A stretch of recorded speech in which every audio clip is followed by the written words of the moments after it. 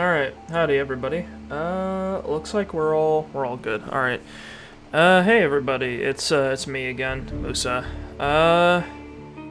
So yeah, we're back with Roadwarden. I think this is gonna be a game that we're going to play once in a while. I think the way this is gonna go, this is probably just gonna be my sort of like filler game, essentially. I think is how this is gonna go, since it's like a smaller game. It's cute and it's fun, but I don't think I'm gonna I'm not gripping to see what's going to happen next all the time. So I feel like this is probably gonna be a sort of like, we'll just pop in and play it once in a while in order to get a little bit further once in a while, just to fill if I just kind of don't have anything else to fill space, because this is a really cool game and I want to play it more, but it's also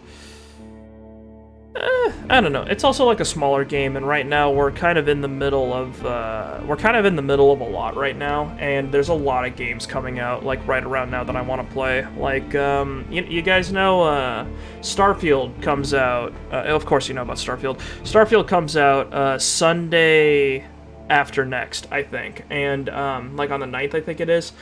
Is it the 9th or is it the 2nd? It might be the 2nd. Sorry to already do this, but just make sure it's coming out the 6th. I was wrong twice. Hell yeah. But yeah, it's Starfield's coming out on the 6th, which is a weird ass day of the week. It's Wednesday? Ew. But yeah, Starfield's coming out on the 6th, which is Wednesday after next. Yeah, because is it Wednesday after next, or is it a week from yesterday? No, it's Wednesday. It's next Wednesday. Okay. I do want to play Starfield just because it's like I kind of want to. Actually, I might not. Actually, never mind. It's like one thing about if you guys don't know, one thing about like smaller streamers is that if my concern is growing, the best thing to do would probably be playing games that aren't like the hottest thing around the corner. So like Baldur's Gate 3 and Starfield aren't like good fits if you're a smaller streamer, just because it's like at least on Twitch. On YouTube, I think it's actually inverted, but on Twitch, basically the way they organize things is that the bigger streamer is on top, like on the very top of the list. And if it's a super long list, that means you because Twitch organizes it by most viewers to least. When you click on like a given category. So if you click on like, oh, I wonder who's playing Starfield, you're gonna get whoever giant super streamer that has like tens of thousands, if not hundreds of thousands of viewers all at the same time, which is insane. They'll be on top, and they'll be followed by the guys that have like tens of thousands, and they'll be followed by like maybe a couple people that have like a few hundred viewers, and then they'll be followed by legions upon legions of people that have like a dozen, and then you'll get all the people who are like me, and they have like 1 or 2 or 0, and there'll be a whole laundry list of people like that for games like Starfield. Starfield and Baldur's Gate. Baldur's Gate, I think, is served best if you've got like 2 people, I think, because then you have someone else to bounce off of, and then but it's not so many people that's kind of hard to keep track of what's happening. And but yeah, so like Starfield probably wouldn't be a good fit for streaming, but like there's other games I could be playing besides Roadwarden, but I think Roadwarden's gonna be a nice, comfy sort of like side game we'll have for now, kind of like some of the other. I like the idea of my channel having a bunch of like little indie games that are unique and have like good writing, because that's a niche I'm very comfortable being in, just like being a writer myself. So I think it's like it's really lovely whenever you get a little game like this that surprises you, and it's like, oh yeah, this is like, it's like the product of like a handful of people that had a really clear vision, that really wanted to write something cool. And I really admire that personally, just because it's like, I've tried and dropped off of a lot of things in my life. Like I'm the kind of person where I'll consider going out and doing something crazy, and I'll be like, nah, that's stupid, because if it doesn't work out, I'll be completely screwed. That sort of thing. And I always admire it whenever you see someone who actually does do that. Like, they put in the work, they take the risks, they get there, and then they do it. Like it works out. Like example, there's a VTuber, her name's Her name's Calliope Mori, and you guys probably totally know about her. If you're into VTubers, you know about her. If not, maybe not. But she's one of like the biggest like VTubers out there. There's a bunch that are like basically at like the upper tier essentially, and they're the ones that work for like Hololive or Nijisanji, or they're indies that got like a huge following. So like,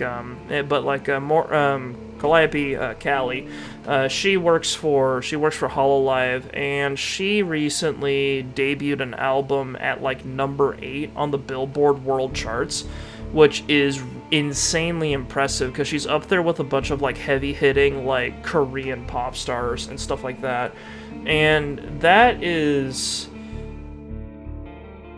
a product of a lot of hard work. Like, she works insanely hard, and that is an extremely admirable thing, if you ask me. Like, that's someone who has like grinded upon grinded on their craft and their passion for years and years, and then like put in all of themselves into something, and then they actually got something out of it. And I think that's insane. I think it's crazy, and I think it's insanely impressive. So it's like I feel like sometimes with some indie games it's like the same thing. Like Undertale was made by like one dude for the most part, and then he definitely had help. But it was like Undertale is mostly a product of Toby Fox, and he did the whole thing in like 3 years. Like Lisa, the whole Lisa series, that was one dude. It was Ding-a-ling, and I think he had some support from like a couple people, but it was mostly one guy. It was one fucking martial arts dude who just figured out the coding and also put together the whole soundtrack from like a trial version of Fruit Loops and just made it fucking happen. And I think that's crazy. I think that takes so much like stamina and faith and like passion and effort and like so much of yourself as a person, you have to really work at it. And like you really have to like just put your utmost into it, and then just have faith that it's gonna work out, that you need to make this happen. And then eventually you'll pump out something that people will look at and go, holy cow, wow, this is something special, this is something unique, this is something cool. And it does something that all of those fucking giant corporations, all of those AAA studios that have hundreds upon thousands of people, all of those people, like people who have all the money and all the people and all the resources they could possibly need, who have whole corporations or conglomerates behind them, people who are in the Microsoft umbrella, who like have everything like that, like them, all of those people put together couldn't make this thing that you made, you know? And I feel like I hope those people have a lot of pride because they've earned it, you know? It's I've drunk a bit before this stream if I seem a little giddy, but like I think that's insane, and I think that I have nothing but admiration for people like that, and that's why I like games like this. Because like Roadwarden, I don't think it made like a huge splash when it came out, but I think it kind of deserved to be totally honest, because this is a game that people don't make anymore. Like one thing about Roadwarden is that it's just like, not only is it extremely text heavy, but also there's the whole thing where you can talk to people and they give you the text box that lets you ask them freely, like, oh, what's this, what's that, like, can I talk to you about this person or that person or this thing. And last time I saw that was when I tried and failed to play Fallout 1. You know, like, it's an old CRPG sort of move to like make characters that you can ask literally anything to. And while most of the time, if you punch in a word, like they'll be like, "Oh, I don't understand what you're saying to me," but there's a surprising breadth of things that you actually can ask them about. And I think that takes a lot of extra work that you don't always see, just because it's like because you could type in anything, so they need to account for a wide variety of things to make the text box feel even worth it compared to the option selection that they normally give you. And yeah, that was something that you would see in old CRPGs. Morrowind, I think, had a similar thing. And I think what it calls back to is like the old those old text-based adventures. Like, have you ever heard of I think Zork was what it was called? Zork the game. It was an old text adventure. It was, yeah, Zork. I'm not sure if you guys ever gave Zork a shot. I played Zork, like, once, but I didn't get very far, just because it was one of those things where it's, like, trying to... Because the game doesn't give you a map, and the way the game works is that you stand in essentially a room, and the game gives you a physical description of the room, and then you can move north, west, east, or south.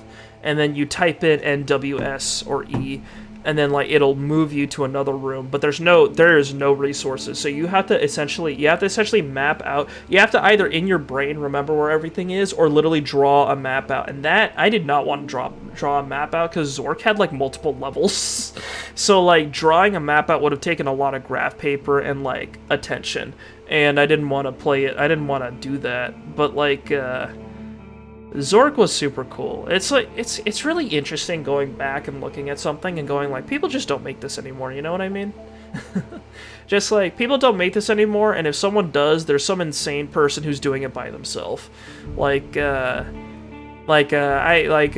remember I actually had a group of friends that wanted to make a text adventure, and they actually asked me to write a couple things for it, and I wrote a couple things that were actually really cool, but it was like, but it never took off, and I didn't expect it to take off, just because it was like a text, like actually sitting down and making something is so much harder than just thinking about it, you know what I mean? Like, if you sit down and write a book, what's happening in your brain is that you're thinking of all the cool characters and all the cool scenes that you're going to have, but what you don't anticipate is all the in-between stuff. Like, if you're always thinking about, oh, I'm gonna have this person and this person, we're gonna have all these cute scenes in this coffee shop, and then they're going to meet, and then they're gonna fall in love despite their drastically different circumstances, and then she's gonna find out a horrible secret about him, and then it's gonna be dramatic, and then they're gonna meet their parents, yada yada yada. And then you always think about the big scenes that are gonna happen, but you don't think about the in-between. You don't think about the exposition where you have to explain to the audience like who these characters are. You don't think about the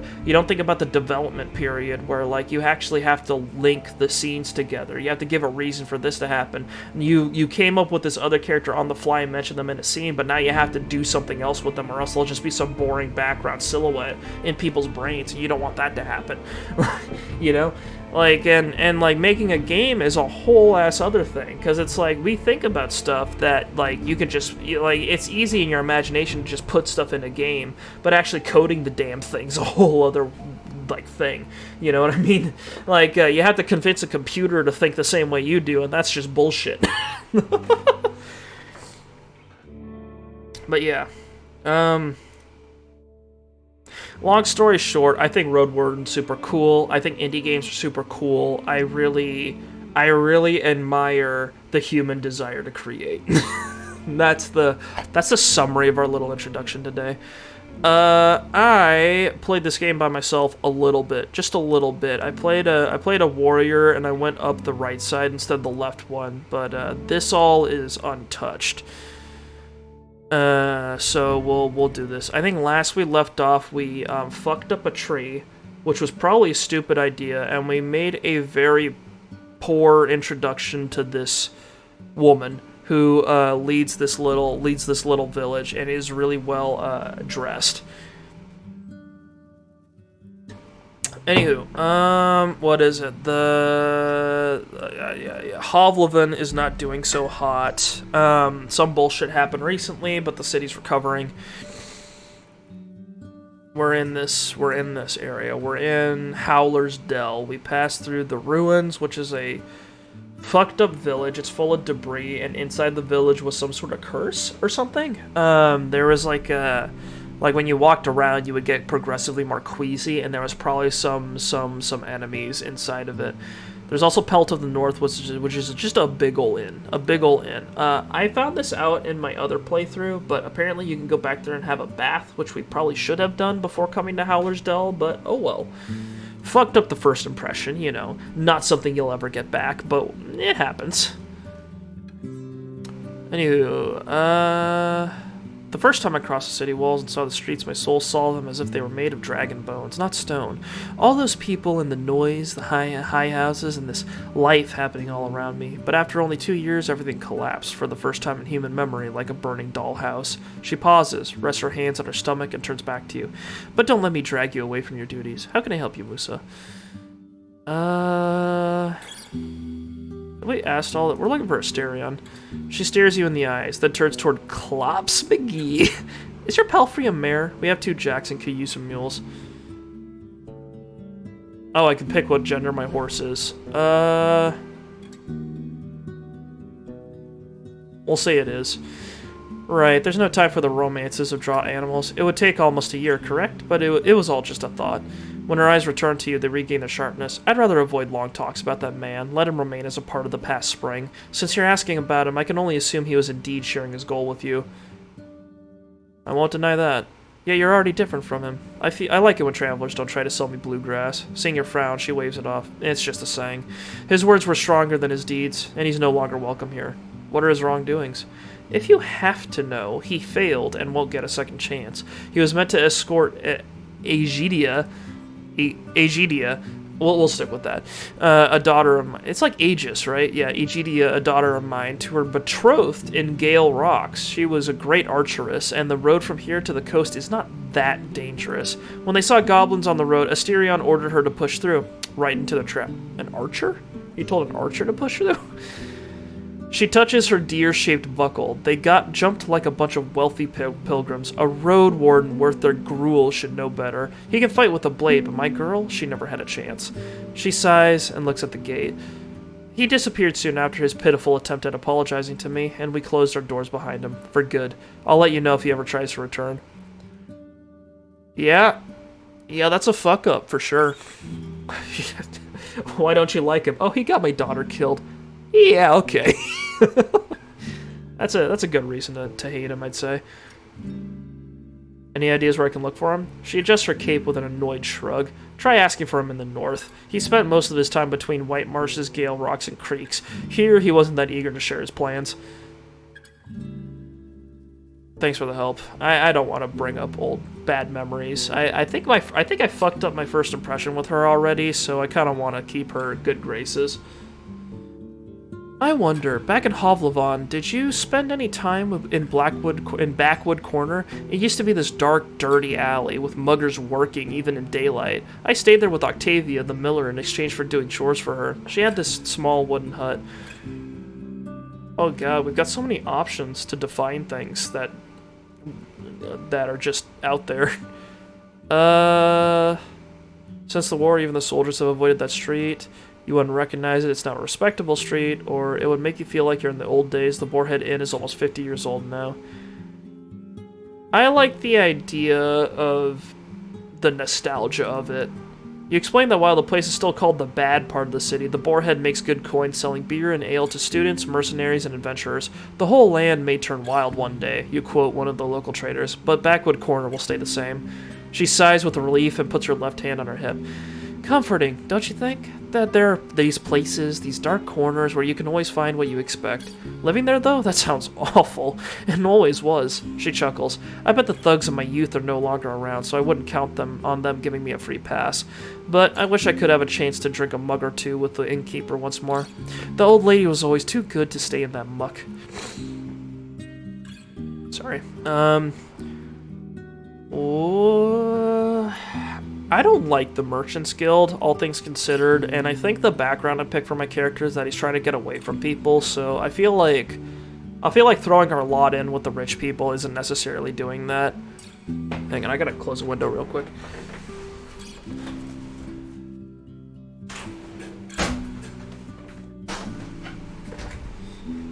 It was kind of crazy.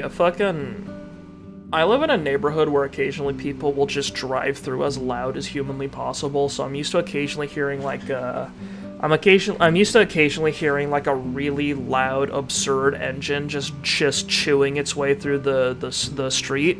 But earlier today, like actually an hour ago, I heard a freaking ice cream truck just blasting the little ice cream tune as it like went past. Just da da da da da da da da da. That wasn't exactly what it was playing, but something along those lines. Like, you know, one of those cute little ice cream like ditties. Just hear it echoing between the fucking the buildings, and I'm just like, okay. I guess the ice cream's in town now. He wants everyone to know. I'm not interested, but you know, it's a good idea, I guess. It's been really fucking hot lately, so I guess some people appreciate that. I'm not gonna run out of my place and start chasing it, but he picked a good neighborhood, I guess. Ooh. Have you ever heard of the necromancers in the north? She taps her fingers on the table. Yes, I have. After you ask her to tell you more, she seems to regain her confidence. You mean White Marshes, for sure. I don't know all that much about what's happening there. We avoid their lands if we can. She frowns. I shouldn't gossip about it with strangers. We could talk about it on another occasion. Okay, I guess we're coming back to ask her more about it. You seem to be fairly well off, even more so than the other people in the village. What's your secret? She reaches for her buckle, and her voice grows cold. There's no secret, traveler. There's hard work, risks and sacrifices, and the support of those that care about me. The good things that happen to me shine on my people just as much. Think about it before you mention it again. She adjusts her cape. Okay. I mean, I was just asking for some tips, but alright, if it's that testy. Oh yeah. I was in Pelt to the north. The innkeeper feels uneasy about Glaucia's band. When you mentioned the raids on the northern villages, her eyes narrow. Are you sure? It's the first I've heard about it. Glaucia has been around since years back, but she's not much of a nuisance. I'm just a messenger. He's asking for you to join forces with him. Well, I can't give you my answer. I won't ask our hunters to endanger their lives in pursuit of some gossip. I could ask around, learn more about this. She sighs with exaggerated relief. What a splendid idea! There are only 3 villages in the north. White Marshes farther north by the western road, Gale Rocks by the northern coast, and creeks in the far east. Bring me news from those places and you will get my answer. I'm paid for passing the message from here to Pelt to the north. Asking me to ride for you through half of the peninsula and back is a different deal entirely. I think that's fair to ask. She lets out a brief chuckle, but her eyes observe you carefully. And how much are you being paid, if I can ask? 2 dragons. And I'll pay you another 2. Fair? Alright, whatever. Tell me, how do people dress in the city these days? Is it similar to what we have here? Before the war, the merchants were wearing those really long dresses and robes, way too long for my taste. They got mud stains after every rain, and I see no reason to keep shoes completely hidden.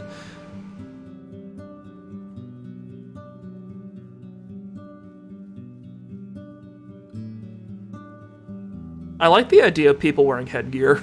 As far as I can tell, many folks wear headgear.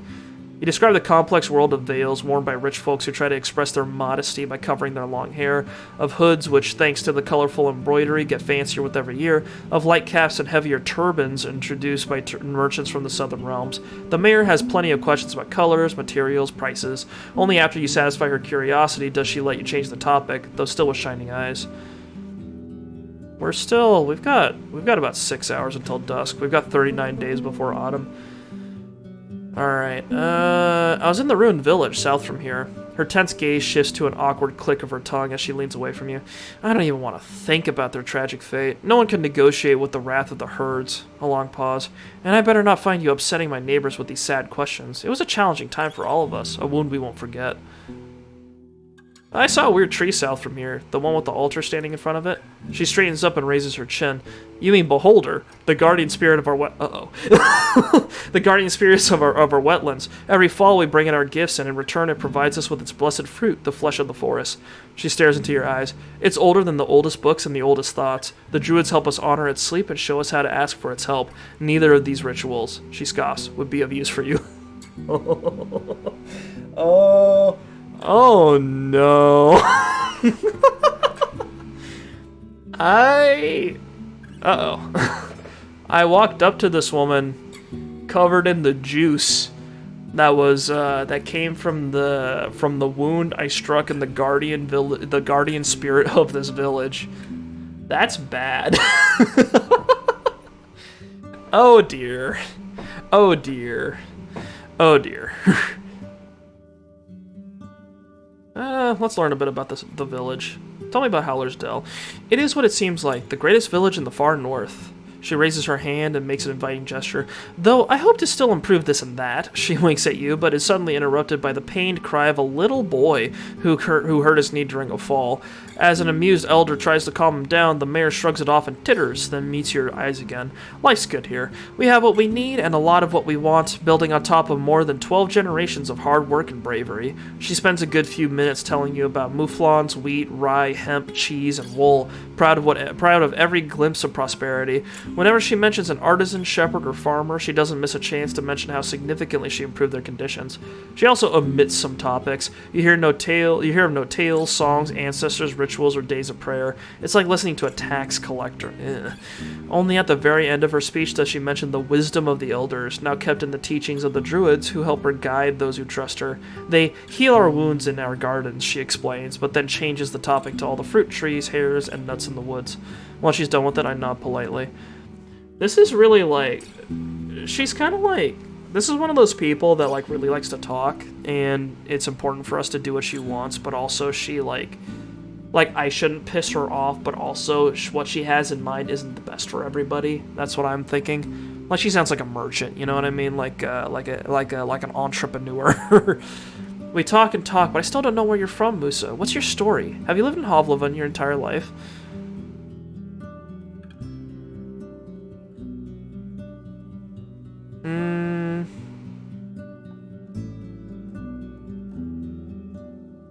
I have a bad past, and that wouldn't make as much sense if I was from a village, I think, because that would, well, it's possible, but I feel like I wouldn't want to straight up leave the entire region due to my bad past if I only fucked up like a village. Like, if I fucked up in the city, that would be better. That would make more sense.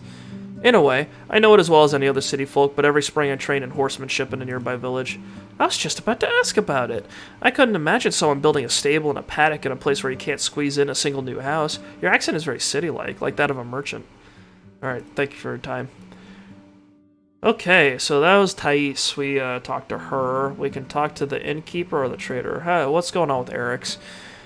Even though the counter stands outdoors, it's not rotten or dirty, and you guess that, like the other furniture, it's brought inside every night. Eric's approaches you with a smile and leans on its surface with his fists. He's portly and even taller than his neighbors. He's got freckles, short gray hair, and an elegant beard. His long, woolen orange tunic has a decorative cut right under the neck, and loose braids at the edges. How can I help you, traveler? How can I help you, traveler? His accent is heavy, nothing like his wife's. He stomps with a heavy boot and looks around, as if he's just waiting to get back to his other tasks. His fingers are still dirty from weeding the garden. How are we doing on rations? We've got 5 food. We can handle. We're probably fine. I could use a room. Sure thing, he nods. My kids keep it cleaner than you'd find in the city. Just tell me when you're ready. And now we've got a new shelter, so we can sleep here now. If we ever come by, it just costs money. Any rumors to share? Oh. Rumors? Nah, really? I have my own things to worry about. The neighbors keep their own company. Better for everyone to seek help from my wife or the forest speakers. Nan a mug of ale. So no rumors, but maybe you've heard about someone who may need my help? You say it as if we expect travelers to get here any day now. I'll ask around. Come tomorrow. Have you had any interesting guests recently? I do not know. I really hope this isn't too weird. He scratches his beard. There was one vagabond, but he was nae here for long, and didn't do much. I don't know what accent this is. A timid fellow, talks loudly, but is afraid of everything, especially the guards. His face is touched by flames, has a big ballista. He says the word with a strange accent, smirking, and a large bird as his beast of burden. I do not know what to say. He shrugs. He went south, and is most likely gone. A ballista? He had a fucking giant crossbow? Jesus. What's Akakios got going on? It's a very Greek-sounding name, isn't it? Akakios. The man behind the counter is inspecting a sack of white flour, mumbling to himself and occasionally cursing. The other locals walk away, giving you space to talk trade in peace. Weevils. He points at a little dark blue insect that's trying to flee. Shit me fire, 'twas ground a few days ago. Nae pies for us tomorrow, looks like. He puts the sack on the ground. I'll take care of it later. A Roadwarden and I. Eva the mayor cared enough to see you, and kids are lining up to look at your horse. Strangers are like ghosts to them now. He's wearing a simple brown robe with no hood, a rope instead of a belt, and modest trim made of green thread. It barely reaches below his knees, revealing his sandals and crude pants made of linen. That's a very interesting. That's a very pointed description. This man looks poor. At the same time, it's way too large for him and hangs from like a bag. He's got an improvised outfit. That's what that means. He looks like a poor vendor from Hovlavon. He stands sideways to you, with legs crossed, leaning on the counter with one hand and keeping the other one on his hip. He's around 40, short and a bit greasy, with a humble beard and hair. His fingers are unusually long. Oh, one thing I found out from playing on my own, you can actually click through these options without, like, going for it, because until you click on this thing, it'll actually be, you can just look through. Like, clicking on this is what, like, locks you down. It's like friendly is like you're a trader, I assume. I guess we'll see each other often. Or playful is, are you a barrel collector or do you sell them, which seems a little mean. There's distance, which is I'm looking for a trader. Intimidating, which is I'm here to trade, not talk. And then there's vulnerable, which is I may not be wealthy, but I need a few things. We'll go with, this guy's a little standoffish, looks like, and kind of annoyed, so we'll be friendly, I guess. Yeah, it's Roadwarden time, baby. You're a trader, I assume? I guess we'll see each other often. For you, a trader. For my neighbors, the treasurer. Name's Akakios. Everyone brings here what they have in abundance, and I either sell it to travelers or divide it among the workers, builders, artisans. These things here are named mine. He runs his eyes over the crates and barrels. But I can show you our wares if you want. But do not ask me for better prices just because you're a traveler. I need to explain myself for every deal I make, or Tice will laugh at me for all the way to the prior. Do you have anything for use for a traveler? 'Tis hard to say, eh? What do travelers need? Good. This is way more writing than I expected. He clears his throat and turns away to have a look at his store. While some of the crates and barrels are empty, they carry an assortment of odds and ends. Tools made of wood and stone, pots, mugs, seeds, vegetables, fabric. It takes him a few minutes to look through the wares. He puts 3 packages on the countertop, and as he unwraps the first one, you recognize what it is by the shape alone. Tell me this is no beauty. He chuckles and lets you hold the shiny battle axe. The haft is long, but the head is light. I know what you're thinking. Your eyes say everything. He praises the weapon loudly, but you barely listen to him. You see your reflection in the unused blade, as sharp as they get.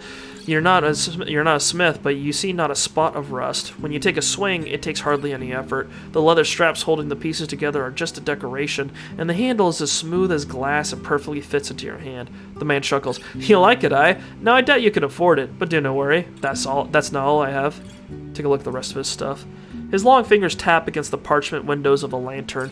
Its frame is cheap, made of oak. 'Tis glued and 'tis quiet, he says while shaking it in the air. Nay as fancy as the iron ones with oil, but you can carry it in caves without luring all the corpse eaters and goblins. Perfect for a traveler, just take a look. Inside the lantern you find a place for a candle. Not a great match for people living in wooden houses. Hide and glue are nae easy to make, but I will nae ask for more than 4 rings. The last sack is as wide as a saddle and 3 hands tall. It contains a whole bunch of undyed linen sheets. We usually keep them for travelers, but we could use a few dragon rings. And who knows if there's ever going to be a next caravan. He gives you a long look. Interested? Depends on what you want for it. Okay, we are poor, but this is a good lineup for next time. So we've got a wooden lantern, which is a basic lantern, which we can use to get into dark places. We've got linen fabric, which is for... I don't fucking know. And then we've got a new battle axe, which is expensive, but would be really useful. Because right now we've got an old battle. We got a simple little baby boy axe, and upgrading it could be handy in case our magic doesn't work so much for us. I was told not to ask other people about Asterion. We can see if this guy needs any help. Know what? There's something urgent. I need a medicament for my daughter. Now that she's hurt or anything. He raises his open palms as if to show that he's not holding a knife. She's a teen, wants to start hunting in the woods. I can not teach her much, but I'd sleep better with her having a healing potion. You have, he hesitates, almost 9 days. Bring me the potion before the last dusk and I'll pay you 5 dragon's rings. And where can I find such a potion? I can think of 2 places. The safer bet is beyond Old Pagos on the mountain of the crazy monks. Fucking... What?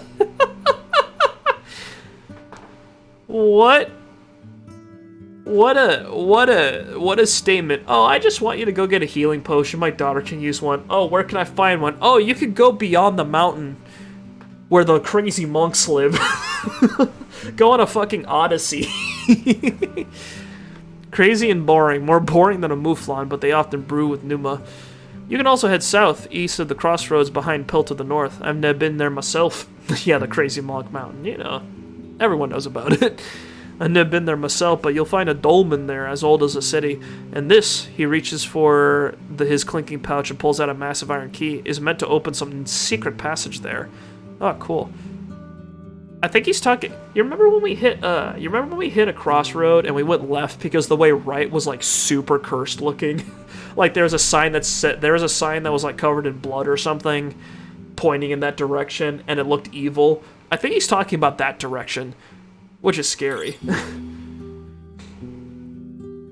A strong elixir would be worth more than 5 coins. Well, now 'tis all I can pay. He spreads his arms. I do no sculpt you stupid. The dragons I get here belong to the village. 5 is fair pay, and I'll mention to all the neighbors how helpful you are. He takes a deep breath and adjusts his robe, still sweating. Alright, I'll look for it. Good. Anything else? He doesn't want anything I've got. Alright, that's all. That's it for now. Does the innkeeper have anything to buy? Disconcerting at best, yeah. Heads up, Kurt. I've drunk a bit, so I'm a little more talkative than usual. Anyway, I keep him in the hall. Smoked mutton, a sack of dried fruits, nuts, biscuits. We eat fresh here and pay with work. Coins are no worth much. When he thinks, his lips move as well. Let's say 1 ring for enough food to fill you for 2 days. That's generous. In Hovlavon, that kind of price would buy you 3, even 4 times as much food. Never mind, it's not generous. If you're in a mood for spending, I also have something special. Just give me a minute. He goes upstairs and returns with a small wooden box with a hand-long leather sheath. 'Tis a teeth set. 'Tis a teeth set. You're afraid of what he's going to show you, but when he opens the box, you realize he meant teeth cleaning. See? He points at 3 different compartments. Salt, cloves, and mint. You mix whatever you want here. The 4th holds only a small pestle made of wood and polished stone. And here are the twigs you need. They'll last for months. Seeing you're not convinced, he takes a deep breath. Well, we do know that the outsiders bathe in our creek, but give me 2 dragons and I'll ask my kids to get you in shape. You'll get a tub with soap and rose oil, and they'll wash your clothes in water. I'll cook you something nice, as much as you can eat. Show me those rations first. Food rations is 1. Bath and dinner is 2. In an hour, you'll get as much food as you can eat and a proper bath with laundry, which is surprising. And a teeth cleaning set, which helps you keep your teeth clean. If we buy the teeth cleaning set, can we just get like, because we've got the miracle of soap, don't we?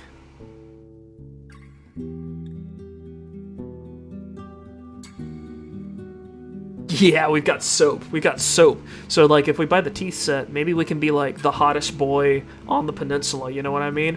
Like women will be looking at me from the streets and being like, wow, he's clean, he has all of his teeth, he doesn't have, like, a carrot fragment stuck in his teeth, he looks like his breath doesn't smell like completely of mutton. That's the hottest man I've ever seen. Maybe we can get, like, nice and pretty.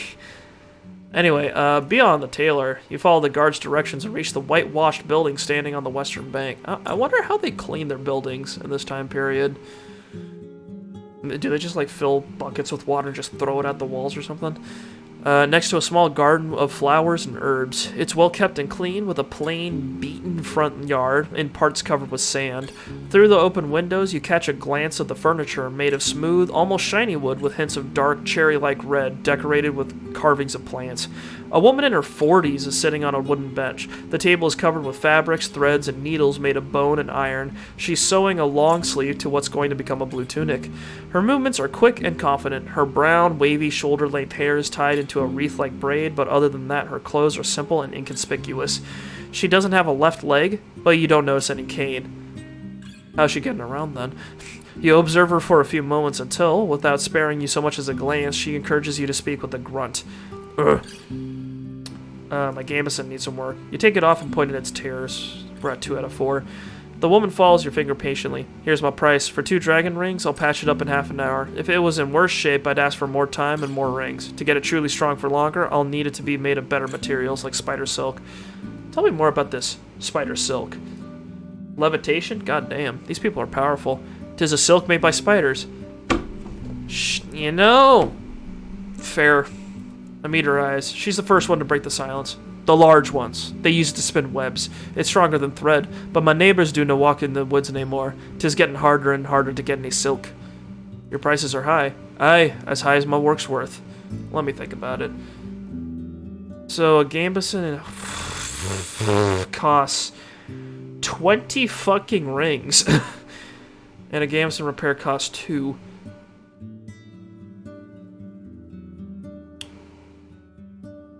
And we can clean up our outfit in 15 minutes if we needed that. Yeah, 20. 20 to make a better one. But, we can also patch it up for 2. I might buy this, just because we've got a long journey ahead of us. We need to go all the way around the peninsula to check in on all of the villages right now, I think. And I want to talk to all the people I can, so, like, fixing our gambeson would probably be pretty nice. Do we look like a goddamn dragon with bones to spare? There we go. 3 out of 4. It will stop even a life-threatening strike. With your current gambeson, it's the best protection you can get. Radical. We're doing okay. We are financially destitute, but we're doing okay. You head south of the dead tree in the main square. Before you get to the second thatched building, a large man stands up from the bench and gets into your way. Okay.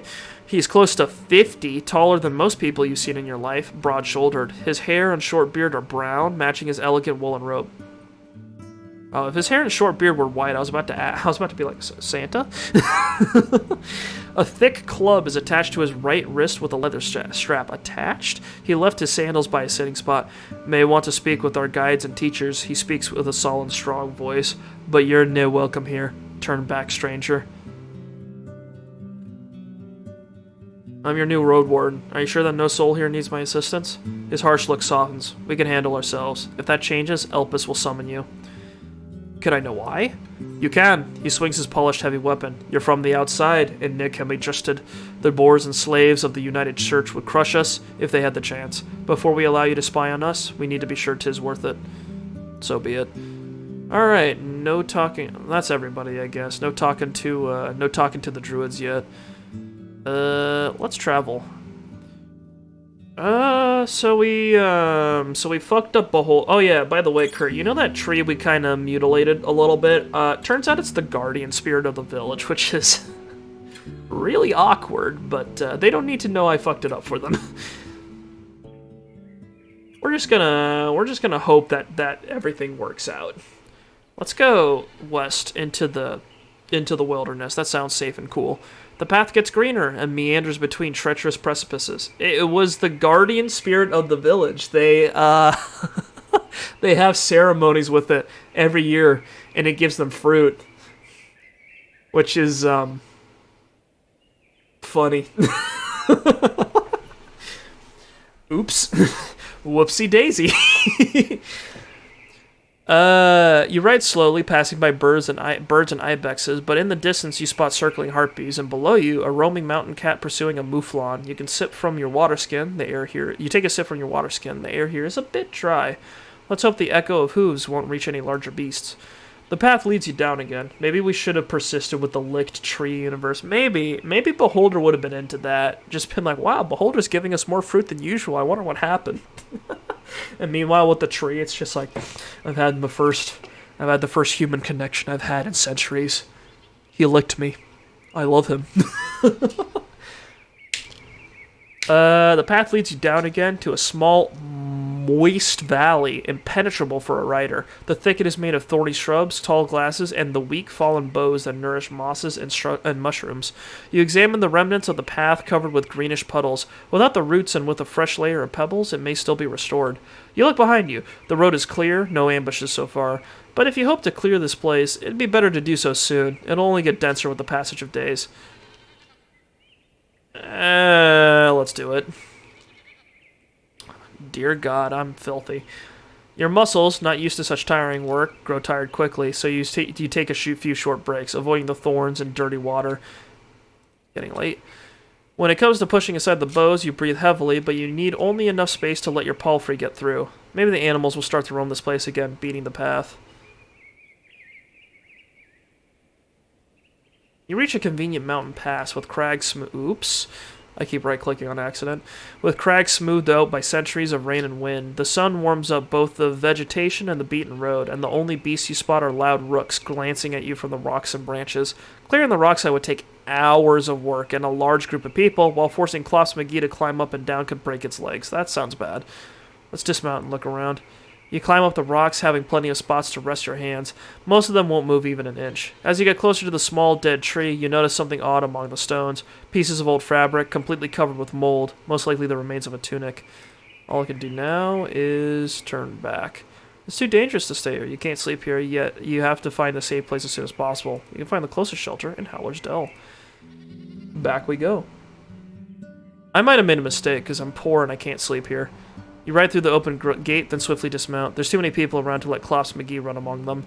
I head to the stables. Shit, I don't have any money. You spend a few minutes with Clops McGee, but before you reach the square, someone clears a throat. You turn toward a man in his 50s, with large hands, an elegant beard, and no hair. The stable master. He both introduces himself and answers an unspoken question. You frown, then realize that you indeed saw him before, and your palfrey was nicely taken care of during your first visit to the village. Or rather, I'm one 'tis necessary, but I'd rather grind flour, he says with annoyance. You do now look like your beast waters itself, brings itself fodder from a storehouse, and cleans its own shit, nay? Takes time and hay. If 'tis... He points at your companion. Is Ned going to work for it? You better have a pouch at hand. You look behind you. The stables are not much more than an open shed with piles of planks, 2 donkeys, and a bunch of napping chickens. Would a dragon bone be enough? For one day. Aye, that's fair. He looks around, rubbing his hands together. I'm broke. My mount needs only some hay, water, and peace. He scowls at you, but points at an empty bucket and steps away. I fill the trough with water from the creek and make sure Clops McGee is comfortable. It works out. How does sleeping here work? Sleeping on a mouflon pelt. There's a lot of noise outside, and you can sense a heavy, unpleasant smell coming from the cauldron. At least the fur is fluffy, and you can cover yourself with your blanket. Whatever. We'll just rough it for a little bit until we get some money. Your first sleep ends, but your usual 1-hour break is instantly disrupted by noise. You stand up, walk to the window, I don't have a window, and see the reason for the commotion. A group of workers is just outside the inn, drinking and laughing. Eric's the innkeeper is also among them. You could join them, but if you do, you won't get a good sleep tonight, and after such a long day, you may end up exhausted. I look fucking filthy, so I think I'm just gonna rest for right now.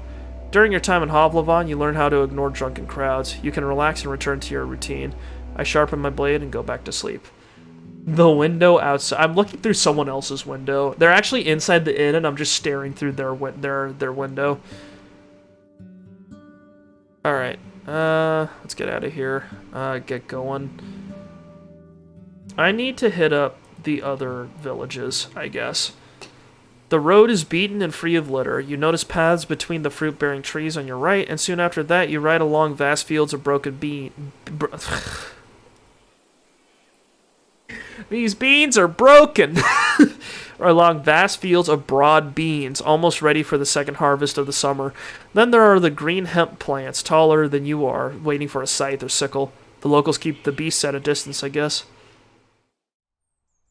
My beans! They are broken, shattered. Clops McGee's hooves thump loudly on the beaten track. The green bushes, shrubs, and trees prove that the soil here is fertile, yet the plants don't overgrow the road. These crossroads must be busy at times, maybe even patrolled. In the distant west, you see the mountain peaks dividing the lowlands from the ocean. The road east leads towards the hills, behind which there are unusually tall, dark trees. There's a dense forest in the north, from which you hear the croaking of toads. The last path is already known to you. You're surrounded by 4 signposts, all of which seem to be made from the same type of wood, now covered in moss and fungi, yet the pictures and letters that cover the nailed boards are nothing alike. The western signpost has 2 planks attached to a single post, both of them nailed with rusty steel. The lower sign is divided in 2 halves. The left edge is engraved with 4 simple shapes, squares with roof-like lines hanging above them. Squares with I have no idea what a roof-like line is. I guess it's like right above it. The other edge bears 2 engraved piles. One of them made of horizontal rectangles, the other of inexact circles. You don't recognize the letters between these 2 piles. The upper plank is covered with 2 short words drawn in white paint, and right below them an engraved vertical rectangle with an hourglass inside it. That's right, I can't read. I forgot. I approach the eastern signpost. The long plank, attached with rusted iron nails, is almost empty. It bears no words, only a single picture, painted with great care. It portrays a city-like gate with a watchtower to its left and right, and a couple of small conifers growing beside and partially behind the towers. What's north? It's attached with nails made of pointy carved bones and divided into 3 sections covered with small engravings. The part on the left has 3 large squares with roof-like lines hanging above them. No other pictures or words. The one in the middle has only one square, but also a simple horizontal symbol of a fish and a short word beneath it, which you don't recognize. The image on the right has 2 roofed squares, but also 2 other images, which you recognize easily: a deer and a standing barrel. All right. So we got some piles to the west, I think. I think civilization to the east. There's a watchtower. The corridor of leaves and gray rocks leads you to a gate large enough for a wagon held together by a wooden bar. The planks and rocks are covered with claw marks left by various monsters, but they weren't able to damage the wall as much as the passage of time and the piercing rains. A large man, covered in shadows, is observing you from the roof tower. His voice is hoarse, distrustful. "You lost? I don't know you, mug." "I'm Musa, the new Roadwarden, and you're the gatekeeper, I assume?" "Well, yeah. Just on duty and armed, so you know." He lifts a loaded crossbow and sticks it out of the shadows. "But I'm no enemy of yours." He leaves the tower. He's wearing a black gambeson, so ragged it can't be fastened anymore. It tells a story of claws, thorns, and improvised repairs. The hole in the man's hemp pants reveals a scraped knee. It's hard to tell his age through his exhausted, sleepy eyes, a short, unkempt beard, and a bandage horizontally covering his ears and the spot that used to be his nose. Ooh. There's clotted blood in his brown hair, and mud on his clothes and brown neck. Despite all this, he's of a huge shell, with wide shoulders and thick legs. Damn, they grow big around here. Good God. He straightens up. "So, a warden? You new to the job?" "New here, but I know what I'm doing." "No pass would prepare you for this shit place." "Yeah, I agree. Nights are all 8 piss of blood. Just before sunrise, a bird tried to pluck my eye. This gate here?" He kicks with a brick with his heel. "It's older than me. All there," he points behind him with his weapon. "Wilds and beasts. My tribe built this place to keep them away from us, and from them." He scratches his bandage on his cheek. "Name's Quintus from Old Pagos. Been there?" "Not yet." "So you don't know. It's west from here, behind the crossroads, but it's touched by sickness. We used to send one soul here every morning and escort them back before nightfall. But some days ago, no one came for me. I spent a night here. Sneaking wolf shits almost got me." He picks up an almost empty water skin from behind a parapet and takes a sip. "I went home by myself, only to learn about the sick. I've been here ever since." "What do you know about the plague?" "Not much. It kills, that's all there is to know. My tribe's smart, locking the gate. The right gave them strength." "Shouldn't you look for a real shelter?" He trembles, his eyes widen. "Someone has got to stay at the gate. The villages in the east don't know about the illness. They may try crossing the woods, hit the closed gate while fleeing some wolves and stuff." He rubs his dirty neck. "And I also can't leave the gate open. It's like a dam for monsters. If all I can do is just choose the way I die, this is it, with my duty fulfilled." "I'm surprised you survived for this long." "Well, you can call it surviving. I call it potions." His chuckle makes him wince in pain. He puts a hand on his stomach and leans away. "Beasts took me for easy prey, but the good monks from the mountains equipped our guards well. They're helping our ill, but used to brew all sorts of stuff." His hand moves to an earthenware bottle by his belt. "And about this gate." "Yeah, drugs. How are you alive?" "Drugs. Crazy mountain monk drugs." "The best kind.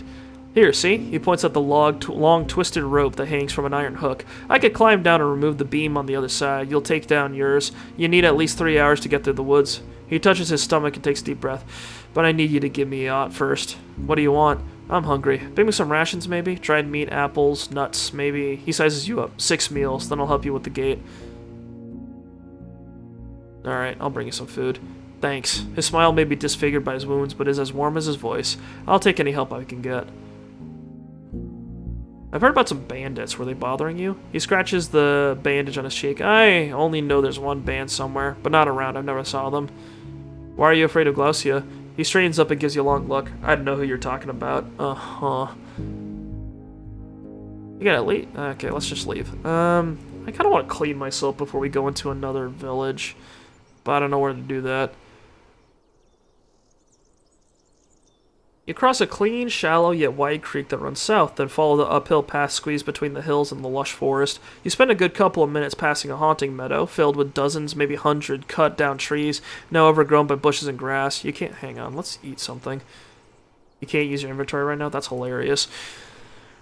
You spend a good couple of minutes passing a haunting meadow filled with dozens now overgrown by bushes and grass. You can't think of another time when you've seen a clearing of such size. Seems dangerous. If this goes on, the animals will join forces to strike down whoever is responsible for this. Nature will take revenge. 2 days of food is optimistic. Well, he's been there for pretty long. I'd have reason to think I can make at least 2 days if I survived that long. Once the clearing ends and turns into a corridor of trees and hills, you stop your horse. There's a monster in the middle of the road, reaching out with its long arms to grab and devour fruits and leaves from tree crowns, chewing them without haste. That sounds like it's standing on its hind legs and leaning on a thick tail. Okay, I was about to say this sounds like a fucking ape, but it's got a tail. As there isn't much hair on its gray skin, you see its impressive muscles. The beast is 3 times the size of a human, and while each movement makes it slow, its long claws and the ease with which it breaks down one of the branches makes you think that a single swing would be enough for it to pierce through your jacket, or just as likely that it would simply break your bones and send you into the air. Like most people, you know quite a bit about pebblers. Oh, this is what a pebbler is. Once they get used to an unfenced farm or a forest garden, getting rid of them can be a huge issue. There aren't many blades able to cut through their thick skin and bones, and a single mistake may put them into a furious charge, encouraging them to look for human dwellings which they can tear down in revenge. The beast doesn't give you as much as a glance, but also doesn't move away. The best you can hope for is that it's going to walk away on its own. Maybe tomorrow, maybe later. Yeah, let's leave. Alright, we're back at the crossroad. I wish they had a marker for, like, where I could clean myself. The gate. Let's keep going north. I guess we're gonna keep getting dirtier the more... Can I eat right now? God damn it, I keep picking the worst times. Some parts of the road lead uphill, some downhill. The forests are lush, but not too dark. The few foraging deer and boars keep their distance, and the birds are disinterested in your presence, singing cheerfully and preening their feathers. Man, it must be nice to be able to fly. Sounds of an ongoing hunt reach you from the east, but none of the nearby creatures seem bothered. Once you get farther north, the colorful meadow reveals tall hills on the other side of the stream, but the road leads through a valley. There's a gentle plume of smoke coming from one of the mountains in the west. It doesn't look like a place on fire. Maybe there's a settlement in the mountains. Is that a river? The road leads to a gentle creek filled with the buzzing of flies, mosquitoes, and gnats. The birds. Look at them up there mocking us. You don't spot any critters among the tall meadows, tree branches, or rocky slopes. Seeing the shapeless, dark vortex of wings, Clops McGee snorts. You're currently on the southern bank. We've still got pretty much a full day before dusk. Is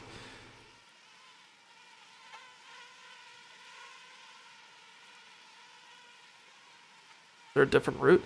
The path is barely squeezed between the hills with no signs of settlements or game trails, and the grass is too tall and dense to allow you to safely ride through the wilderness. You won't reach the other bank without entering the swarm. Maybe we should go somewhere else then? I guess I could wrap myself with all my clothes. It takes you longer than you had hoped for, but you manage to cover yourself with an armor of at least 3 layers of linen, leather, wool, and hemp. Only your eyes and a single figure remain without cover. Once you get closer to the ford, countless creatures beset you, making you instantly shut your eyes. They're striking the clothes, covering your open mouth, and hitting your shell like a squishy, buzzing hail. You ride forward blindly, trying to get out of here as fast as you can, but the insects stick with you for another few minutes. The red marks on your fingers start to burn slowly. Clops McGee swishes its tail angrily as it turns its head to the left, observing you with one reproachful eye, pinning its ears back. Maybe the torch would have been a good idea. You look around to make sure nothing will try to jump on you, and once you decide you're safe, you take off the suit. Unless you find an easier way to protect yourself, these insects will keep slowing you down.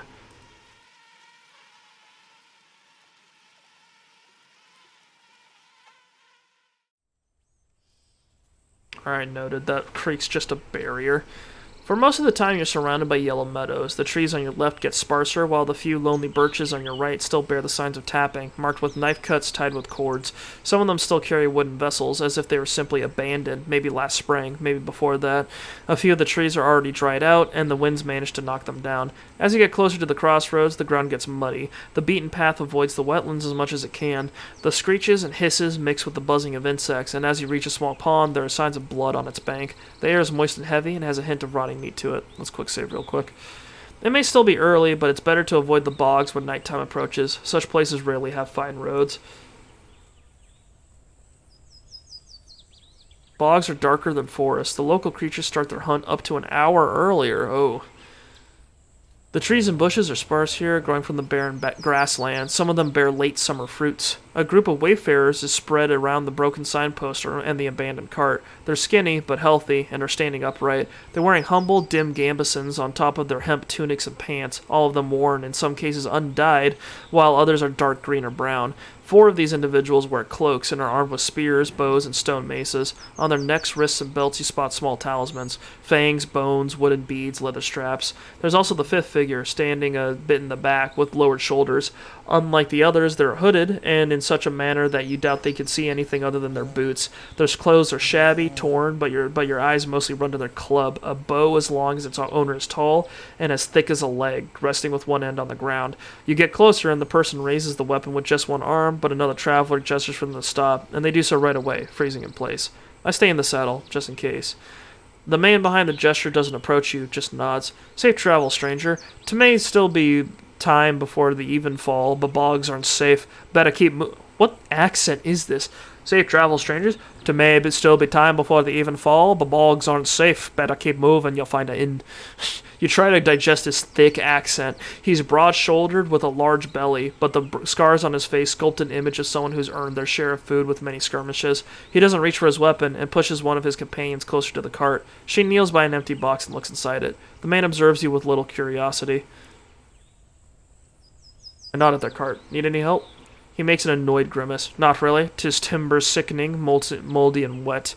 We're checking on the place, but seems 'tis a bad year for it.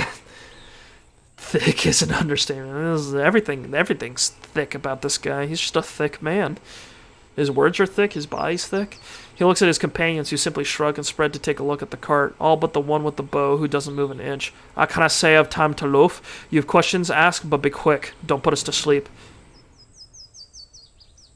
Let's just go. This guy's got no patience for me. He steps aside. His companions are giving you harsh looks. The one with the bow remains silent and still, like a statue. Can I eat now? Oh! There we go. The old forest garden, once tamed part of the woods, now neglected. You're currently here. We can go into the swamp, which is probably horrible. You're not used to the sense of the bogs, but you weren't expecting them to be so gentle. The humid air makes you think of smoked meat, and even though you ride by a few rotting carcasses and animal droppings, just as often you cross tiny meadows of pink, yellow, and red flowers. The noises tell stories of never-ending wars between the swarms of insects, frogs in their hideouts, snakes lurking among the purple grasses, birds patrolling both the water and the sky, and the saurians preparing to strike from beneath the surface. Okay. You can't separate the sounds of the living from those of the dying, if they're even different at all.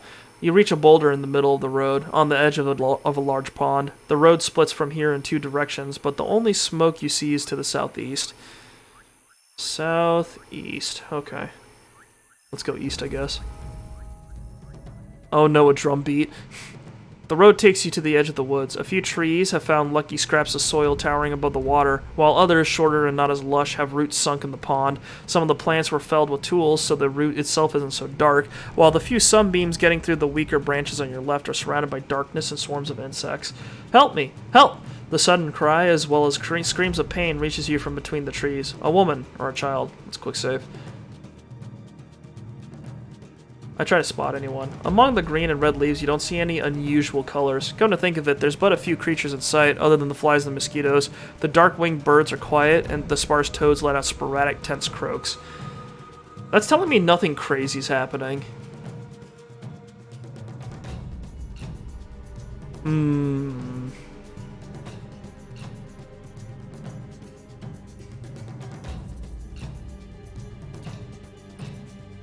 Things seem a little too normal with the animals. I'm thinking this is a trap. Like, something that can, like, mimic people's voices, you know what I mean? Kloss McGee seems to agree with your decision and enters a trot, leading you further east. A minute passes, but you still hear the constant shouts as if someone's getting whipped to their very bones. That's tragic. What's to the south here?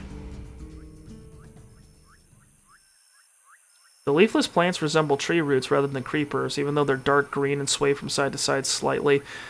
Klops McGee stops without a command, unwilling to approach the nightmarish gate. There's no other path in sight. I pick up some branches and throw them at the creepers.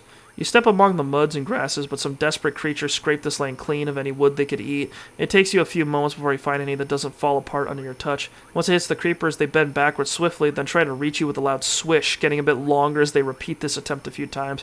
You tell your mount to step away, but the plants don't chase after you. I examine the water.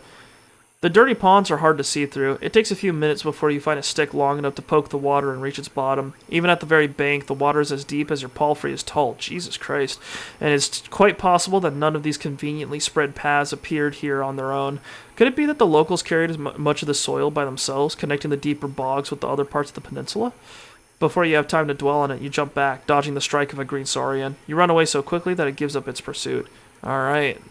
Hazardous, okay. There's creepers in the way. You ride along shallow waters on one side and flooded trees on the other. You reach what seems like the end of the road. The turn south is already overgrown, most likely abandoned after it was devoured by the bog. But as you look north, you see a wide clearing that, with time, has become a meadow, and a lonely hut at the end of an often traveled path. At first, you ride down slightly, following the twisted trail. There's plenty of puddles around, as well as brown, gray, and purple grasses, but all of them are too short for any lurking predators, and the few foxes you see far away don't pay you any attention. The bog hunters. It wants me. It wants my flesh. You pass by the fresh tracks of heavy-hooved beasts, but spot no wild game in sight. Your ears can't free themselves from the birds, rodents, and dragonflies. I do agree, the sound design in this game is actually really fantastic. Because it's like all the not only is it constant wood like wilderness noises, but it's different wilderness noises depending on where you are. We need to ride carefully. If Clops McGee's leg sinks into the mud, it may get broken. The farther north you ride, the shorter the grass gets. These vast peat fields, broader than 2 or 3 villages placed side by side, holy cow, are many years old. The turf bricks surrounding the solitary hut are fresh, drying in the late summer light. The scent of this area is like that of no bog you've ever encountered. Instead of a sublime aroma of healthy soil, it's intense, sulfury, leaving an almost sour taste on your tongue. The short scarp is dripping with water, like a running sore of the earth, carved with spade and muscle. The house, made of birchwood, dried turf, and a blanket of soil, is a structure you're not too familiar with, but you imagine its interiors are much smaller than they appear to be. The walls are a few feet thick to keep in the warmth, and such roofs tend to get soggy until they collapse after a decade or so. The only soul in sight is sitting on the bench, stuffing his mouth with fistfuls of green leaves that he takes out of a small basket placed on his knees. This guy's on the spinach.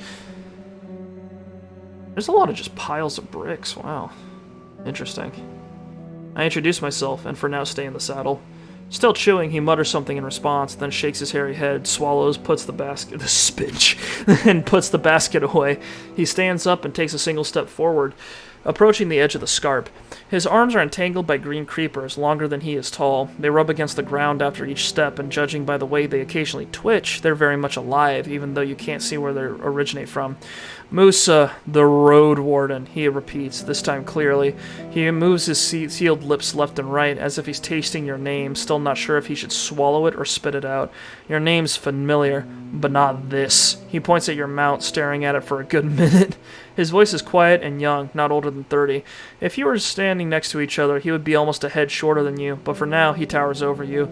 He has sunken cheeks and sloped shoulders, and while his gray woolen robe was never pretty, it's now close to being a rag, and his sandals reveal long toenails. Ew. Not the toenails. Nasty. I observe him more closely. His eyes are as brown and dark as the grasses of this very bog. His left earring is made of a tusk and a feather, while the right one is an hourglass made of silver, though a broken wing makes it at all times tilted under its own weight. Too much detail. The leather strips on his wrists and ankles hold beads, pieces of amber, old game dice, and tiny skulls of birds and critters. Even more cords are hanging from his neck, some of them so long they reach his stomach. They carry countless amulets, some of them torn, dried, shabby, or fragmented, and you spot among them small boxes made of wood and bone, as well as leather pouches which hide even more secrets. Were you here before? Mayhap I dreamt you in my sleep. His voice and look are absent. If so, I'm Thyrsis, the turf warden.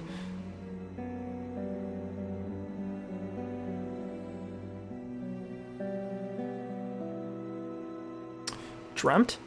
He observes you keenly, letting out an approving grunt. No, 'tisn't your Shelley Shaw. By your wandering eyes, hands used to touch beasts more than humans, ass burning from a saddle and cold sweat nights. 'Twas a man before you here, Asterion, and was as lost as you are. Lost. He makes a dramatic pause, then smiles. But now, welcome. Do you live here all by yourself? Yep, warlocking. That's casual. Warlocking, peddling, guarding turf. My tribe dug out what they can this summer. I just keep dragons away from squashing the bricks. Your eyes turn west, following the man's raised finger, and you indeed notice a distant trail of massive three-fingered footprints, now turned into small puddles. They're as long as your torso, with pointy claws, one of which appears to be broken at its tip. How do you avoid wild beasts?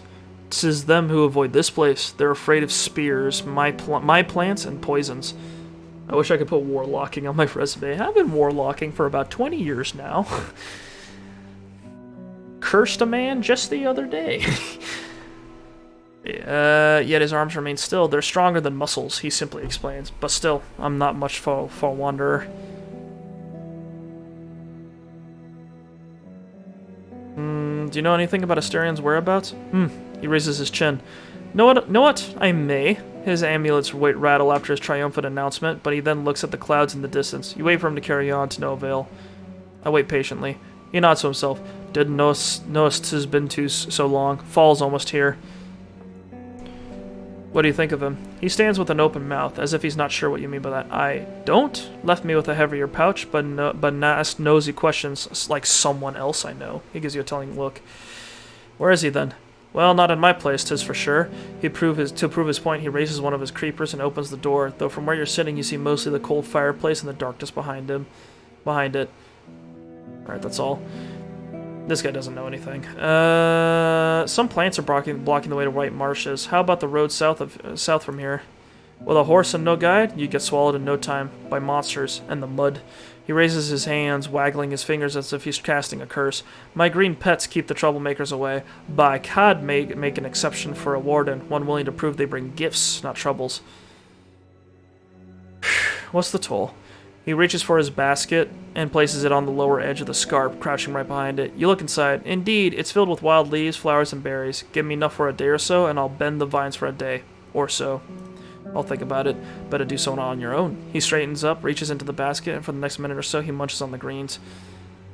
You have anything to sell? Warlock. He eagerly smiles and steps away, reaching to the doorknob with his right creeper. Odds and ends. Want to buy a hook? Venturers love those, and I've got it for cheap. He doesn't give you time to respond. On most days, I brew and mix stuff for poisons and medicine, if one's desperate enough to cross the bogs for it. I've one that withers plants, and one that kills worms and bugs, and one that keeps flies away for better health. Let me take a look. So we've got Withering Dust, which is poison, withers plants. We've got a hook that's only 3 bones. Oh. The Sting Ointment, which is a jar with an ointment that keeps insects away, and the Herbal Bug Repellent. I like all of these have the in front of it. And the Herbal Bug Repellent, which this might be useful for... one of these might be useful for crossing that stream, I guess is what it's useful for. So we can't go this way. I guess we'll get out of this bog. You leave the wetlands behind. The pebbled road runs through the hillside with tall grasses and rock faces above you and dark, lush forests below. Chunks of this path were shaped by human tools, who knows how many centuries ago. To widen it, the builders dug through the uneven boulders and used rocks and logs to fill up the cavities with thousands of rocks, each one smaller than your fist. While you have a good view of what's happening between the trees on your right, the bushes and shrubs grow so densely between them that you can't imagine entering these woods on your own. Farther south, there are plumes of smoke. A settlement, most likely. Oh, interesting. At the top of the hill, you reach a stone wall, a quiet place with no smoke coming from behind it. You look inside and see the glimpse of a peaceful ruin. While the main road is beaten and easy for hooves to trod, the destroyed gate and the remains of the front yard have almost been reclaimed by the short grasses. You seek any suspicious movement, but the place seems to be free of inhabitants larger than a falcon. The air is fresh, and the wind shakes the tree crowns gently. I enter the yard. The hamlet could be a hunter's shelter, a military outpost, or a storehouse for traders, but you spot no fresh human trails. The damaged door and gate are years old, soggy and moldy, and judging by the squirrels, birds, and the animal feces you see in the grass, this place is but a part of the wilderness. The roof collapsed only a few years back, turning into food for mushrooms. The outer wall looks generations old, but it used to be maintained. Some of its materials came from different times and areas. I enter the building. It's a simple chamber with no furniture that would explain its purpose. The fireplace is buried beneath the roof. You inspect the walls, made of hundreds of small rocks dressed with a chisel. The trash is heavy from the moisture. You push it with your boot, and what starts a commotion among gray, disoriented bugs. Removing the rubble would take some effort, but for now it doesn't look like there's anything of value left behind. With enough wood, a group of builders could restore this hamlet in just a few days. You hear a rustle coming from the backyard. You look through the crumbling wall and notice the movement of a reddish fur. Not a tall creature. I prepare my axe. Its touch calms you down. The sound of animal steps are careful and light. Well, we've got health. And we've got armor. Let's give it a shot. The chaos sparks right after you approach the tree stump. The dusk fox's growl sounds like a mix of an obnoxious bird and an infant. One of the animals, standing only a few feet away from you, is jumping and showcasing its tiny, sharp teeth and a raccoon-like black mask on its little head. The animal, with its thick, brownish-gray fur, seems more stout than any red fox. The second loud creature jumps onto a table made of a halved trunk. Unlike the first one, it has a brighter golden fur. It bends one of its forelegs, observing you with its dark eyes. Not furious nor scared, rather sad and protective. Its growl turns into a miserable whine. The beasts are not even waist high, but their number may be an issue. There's yet another sound coming from behind you, and even more from the bushes nearby.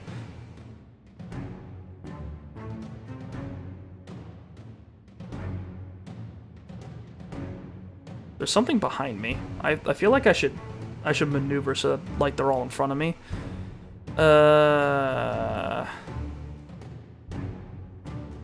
Let's see. Do we block or do we strike? Let's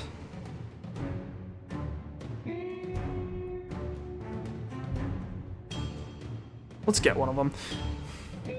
You dash forward, surprising the fox with your speed. You reach it with your axe, sending its blood in the air. It whines in pain and tries to run, sliding on the ground, looking for shelter behind the large brown mushroom. Then you feel the blunt hit on your back. The golden beast from the table tried to get to your arm, but missed. It lands on the ground, then gets away with just 2 jumps, looking for a better opportunity. It's then when you notice the third opponent, one that was sneaking behind you, trying to reach you, but you scare it away by just raising your arm. You realize it was already weakened, as it's now lumbering on its paws. The dusk fox is spread. There are 2 small pups hidden behind a tree stump, keeping their distance, piercing your ears with their yelps. Their protectors growl at you, but quieter now. The hamlet fills with the smell of fear. I fight them off, ready to get hurt if this is what it takes to get rid of them. With the axe in your hand, you're observing the beasts as they move to new positions, looking for their weaknesses. The pups stay far behind, relying on their protectors. The weakest dusk fox is near the bare tree, hoping to repeat its previous attack. The golden one remains in the corner, but is now jumping from seat to seat, as well as onto the tree stump, and keeps growling at you. The last one, which seems to be the bravest, is already bleeding, and its movements are a bit chaotic, as if it tries to move around quickly, but isn't able to.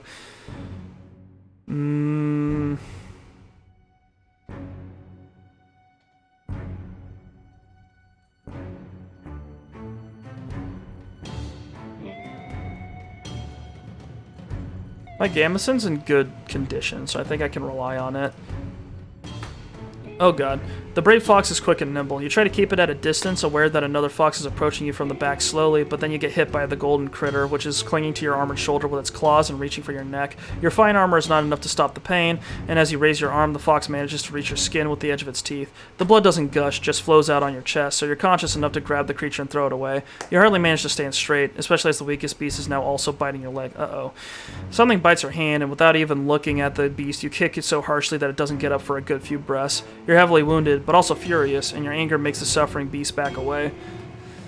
They see your raised blade and wait no more. The stronger 2 run for their pups, grab them by their necks, and, keeping their distance, carry them to the hole in the wall near the bare tree. They get through it with confident jumps. Before the lumbering one disappears into the wilderness, it gives the pack shelter one last glance. I get back to Klops McGee. Why are they at war? They don't belong here. Everything's a struggle out here, apparently. Klops McGee is trying to nap, but gets interrupted by a bird that tries to rest on top of the saddle. Shelter? The structure may be in bad shape, but remains a home for fungi, grass, and bugs. I can hang around for a bit and clean up this mess, but I'm so tired it will take me a long time. Let's leave this for later, then.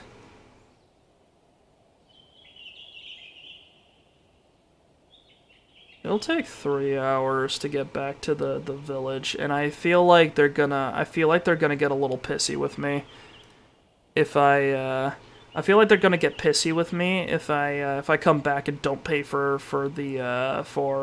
I don't pay again. What are our current objectives? What can we do right now? I'm kind of shit out of luck when it comes to some resources, so we might not be doing so good. White marshes, gale rocks, and creeks. What's white marshes? Is that like listed on here? Groups and places. A village set among the western bogs. To enter, I need to pay a toll. Ugh. Alright. I guess we'll give the man some food.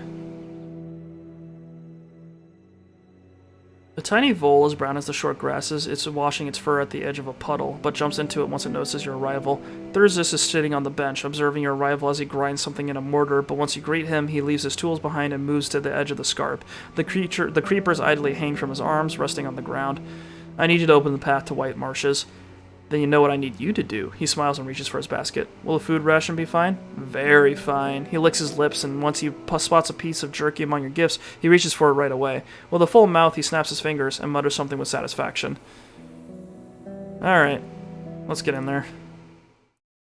The road twists between the flooded purplish grasses. The field ahead of you is still green, bearing the second sowing of broad beans, maybe the third one, if the land allows it. The workers ignore you. Some of them are nothing but bones, some carry scraps of flesh, some wearing them like forgotten rags, and others look almost human, as if they were awoken right after death. These are the zombies. Most of the witless shells move around piles of soil, carrying wooden logs, or dig in the ground with their bare hands, but there are also those with considerable abilities. They use pitchforks, hoes, and splitting axes, and confidently cross the uneven ground. There's only a few breathing souls in sight. They observe your passing, but keep their distance. They aren't attacking me, so I don't need to be afraid. The people who live here seem to have everything under control. The guards let you in without questioning. The entrance and the wall in general were recently constructed, though are still not finished. There will soon be yet another gate, allowing for trade and conversation without opening the village to danger. Just like in the fields, the work is divided between the undead, who carry bricks and take care of the most thankless tasks, while the locals cut rocks and spread mortar. The difficult past is still carved in the villagers' gaunt faces and crude outfits, and their brief glances show little curiosity. A few of them are sharing a meal right next to the well, and the victuals in their baskets consist of green leaves, fruits, eggs, and cuts of roasted meat, the food of foragers. You're told to wait here for the mayor. Don't roam on your own. The guard's voice is harsh, despite the stutter. I tether Klaus McGee at a small shed. The man shows up soon after with a careless saunter, and he hardly spares you a look, instead staring at your palfrey. The stranger from the forest garden. I kinda guess why you would come here. Who are you, even? His stature would be considered average in most villages, but in comparison to the rest of his tribe, he's portly, muscular, tall, and with a large square face. Another big man. His hands are resting on the shaft of the pole axe placed across his shoulders, making him seem even larger. His long, straw-colored beard is shabby, and makes his bald head look shiny. You can't really tell how old he is, though you see no wrinkles. Just like the others, he's wearing prominent charms, favoring tiny figurines of animals made of bone and wood. Only one of them is hanging from his neck, a silver amulet portraying the head of a moose with large antlers. While valuable, it looks older than the other critters, and quite crude in form. I introduce myself. He sizes you up, and I'm Helvius. Who let you in? Was it Thursus? He's as much a gatekeeper as a fly's a warden to a piece of shit. He gives you a telling frown.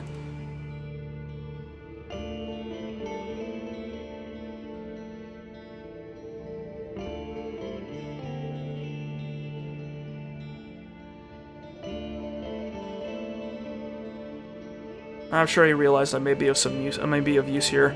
Don't boast. Those like you help others when your pouch gets empty, and we've no need of you here. He starts to twist his wrist, spinning his weapon slowly. Take a good look around while you can. White Marshes isn't for strangers. The turf houses are old, covered with lush grasses and flowers, and you can't imagine any large family fitting inside such small, one-chambered huts. And the alleys are so narrow that only one cart could squeeze through them at once. Your boots have sunk into the mud, the square is covered with deep boot prints. The noise of hammers, shouting, wood splitting, and the shuffling of undead legs pierces through the constant buzzing of insects. Clops McGee snorts, hunting down flies with its tail. I notice that there's only one elder in sight, and he's observing me.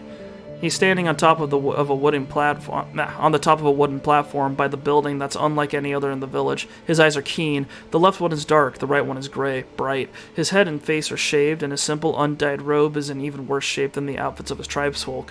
Once Helvius realizes what you're looking at, he lowers his weapon and clears his throat, like a boy caught red-handed. The elder walks away, holding a walking stick with one hand and touching a wall with the other. Orentius, says the mayor, the priest of our fellowship and the one who saved our people. He raises his hand, pointing at the dead shells bustling around the construction site. Were you recently bothered by any highwaymen? He reaches for his hair so quickly that it makes you flinch, but then scratches his head gently. And if so, we deal with them on our own, without some warden's help. I'd like to learn more about White Marshes. Don't bother, both us and yourself. The tribe's been taming the bogs for 5 generations, by the fields. He moves toward the gate as if you had no opportunity to see them before, or from a few seasons ago, thanks to Orentius. We used to live on berries and meat, selling peat and timber, but soon we'll need no outsiders. After all these years of feeding our blood to Saurians, leeches, and merchants, better days are coming. We made them come, and we deserve them. He fondly wipes his blade with his thumb, then clears his throat, if the right allows. So you wanted to separate yourself from the other settlements. The tribes with little iron and bones struggle more and more. We're getting ready to welcome plunderers the way they deserve.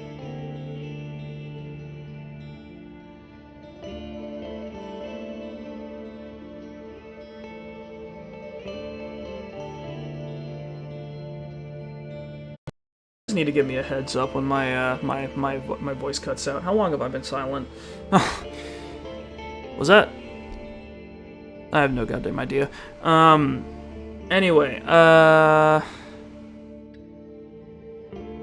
palisade was enough. All this was built not even 2 years ago. Can you believe? You glance at a yellowish skeleton that carries 2 large rocks, and each too large for any human to lift on their own. Okay, so I don't know how long I was quiet there. Basically, this guy we were talking. If I put this in the vault, you weren't. If you were, it was like maybe a second at the end there. Oh, okay. Cool, good. Sometimes my mic cuts out. It's a little weird.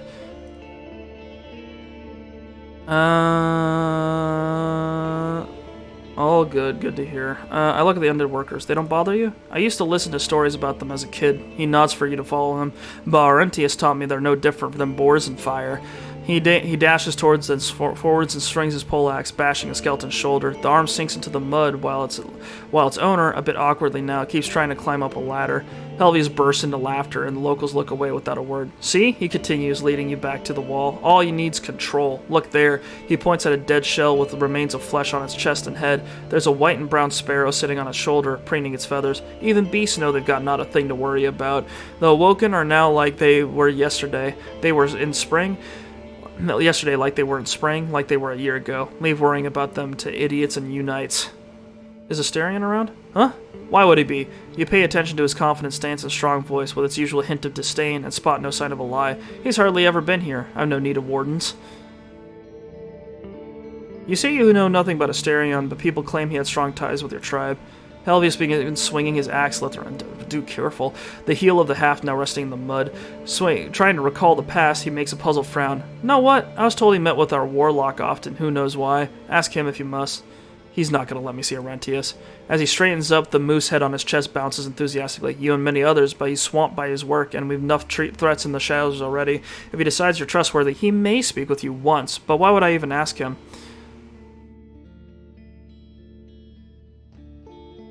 I want to hear Wright's will. You're at the right place, but at the wrong time. One day, all provinces of the land will learn what was revealed to the prophet. He spreads his arms, holding the poleaxe like a staff. Right away, to the villages, to the city. You will all hear Wright's words soon enough. Shall we trade? We need what we have, but I'll take a look at what you're bringing if you seek bones. He glances at Undead. He names a few of your possessions, telling you to keep them at hand. I don't have a crossbow, so I guess I could sell some Oh, 3 for a bone. We can't do that. What about the weird root? He stays away from what he calls a wicked spell, but stares at it with fascination. Mayhap Arrentius will make a charm out of it. 3 bones. I can sell the root that we cut from Beholder. This sounds like a bad idea. Let's do it. He points at the... Okay, not this time. Alright, well, we've got some money. I asked the guards if there's a room I could rent for the night. I guess. One of them sighs and tells you to wait while you're standing. After a few minutes, a group of locals approaches a more neglected turf house and starts to empty it. They take out old crates, rags, casks, bricks, then leave them by the outer wall, at least for now. This is an old shed, explains the guard. There you won't bother anyone. We'll be ready before you need it. Approach the well. The locals observe your hands carefully while you're drawing the water. After you quench your thirst, you try to wash your face and neck, but one of the older women approaches you quickly, wagging her finger. We've got enough for this. We've not enough for this silliness. She rebukes you. Water your horse if you have to, but we need the rest for ourselves. The stern gaze of the older villagers leaves you no room for discussion. The only fruit that matters to the common man. Muddy. Let's observe the undead workers. Not being allowed to leave the main square, you observe the shells walking through the gate or helping the builders at the wall. The skeletons are not at all complete. Some of them lack a rib, a foot, or a jaw. Many of their bones are cracked or broken and seem to be connected to each other with nothing at all, as if the pneuma that keeps them moving knows which parts should stay firm and which ones should twist or bend.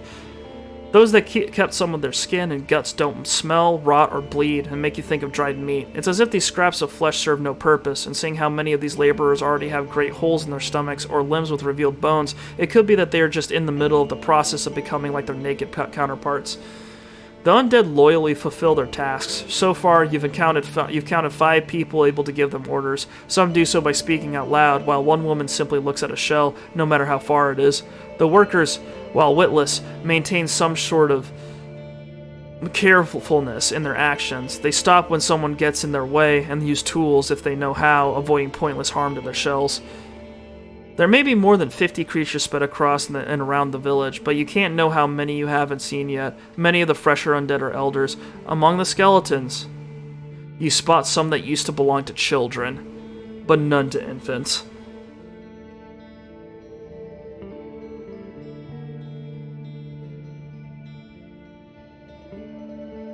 Maybe they're so different from adult humans that they can't be awoken, or maybe their shells are too weak to work or too dumb to listen to orders. I think it's that last one. A group of children is sitting in a circle, being taught by a teenager how to carve in bone. They're skinny, and one of them is sobbing. Ugh. Alright, I think we're good for today. As you ride past the fields, one of the local farmers enters the road, gesturing for you to stop. He's holding a rusty sickle and carries a basket on his back, filled with various weeds and a sharp club. His patched, worn tunic is neglected, but fitting for a farmer. The lean years left his face skinny and his teeth crooked, but his sad eyes hold heartwarming kindness. Hi there, Warden. He has a thick local accent. I've been wondering just now, there's a small manor, you see. Do you know how to read? Nope. I see. He gives you a sad smile. But still, you've a horse, I mean. He raises his eyes as if to make it clear he's aware that you're sitting in a saddle. You ride places. Give me a few moments? Without waiting for your response, he runs to the village and returns to you with a small sack in his hands. How about you take it to someone smart? Here, find a smart person. He unwraps the package and reveals a large wax tablet made of bone. 'Tis a letter from someone I care about, but I'm not sure what it says. I'll give you a coin once you read it for me. You take the tablet from his open palm. It's fancy, unlike the wooden ones. On its back, you find an engraving portraying a large furry beast. Made for a troll's hip, the farmer says proudly. Fine, I'll see you soon. He waves to you and steps away, clearing the path. I'll wait for you with the coin, I promised. Incredibly real. Hey, find someone smart. Please find someone smarter than me. I need help. We could probably dip back to Howler's Dell. White Marshes didn't really have any news for us involving the banditos, which is unfortunate, because I was kind of hoping to get paid. What have we got? Explore the peninsula.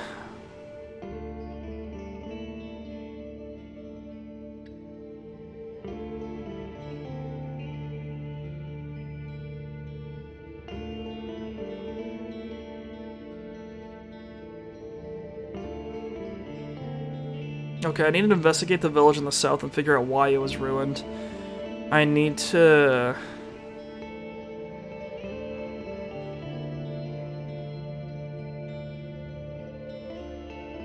Okay, we've met Howler's Dell and White Marshes, and we need to talk to the other places.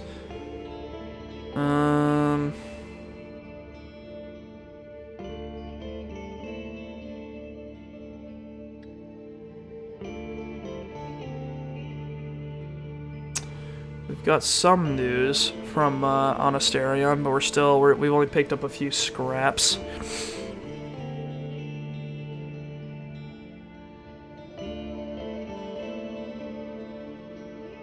People from the creeks, a hunting village in the far north, have some issues with maintaining their roads. Okay, this is a thing that we can do. Quintus won't let me use the gate he keeps unless I bring him 6 food rations first. According to Pelt's innkeep, Glossy and her band have broken the truce with the local villages. He's going to pay me 2 dragons if I get in touch with Thais, the mayor of Howler's Dell, and bring him her response. Thais won't answer my question until I learn more about the raids from the northern villages. We asked at White Marshes, but they said they haven't had any problems.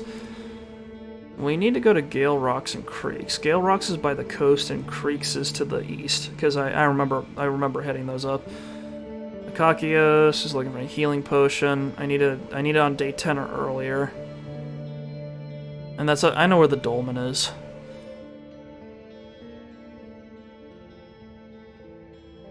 Okay, you know what? I need to go back to Thais anyway. Let's get back to Howler's Dell.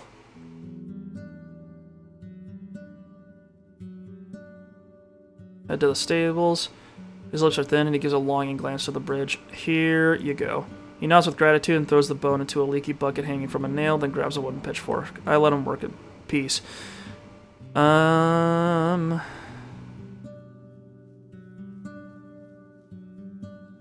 Let's sleep for tonight. And clean ourselves up. Oh my god, we'll be so handsome if we sleep here. Your own room with a comfy bed, a locked door, and a lot of space. You'll also get a large breakfast, a wash tub with water and soap, and cleaning for your shoes and underwear. Amazing. It's going to use up all of our money, but amazing. Like most people, you wake in the middle of almost every night. Before your second sleep comes, you spend an hour or two taking care of your belongings, shell, and soul. Some people spend this time with their friends, families, or lovers, but your routine is different. If you don't have to take care of essential tasks...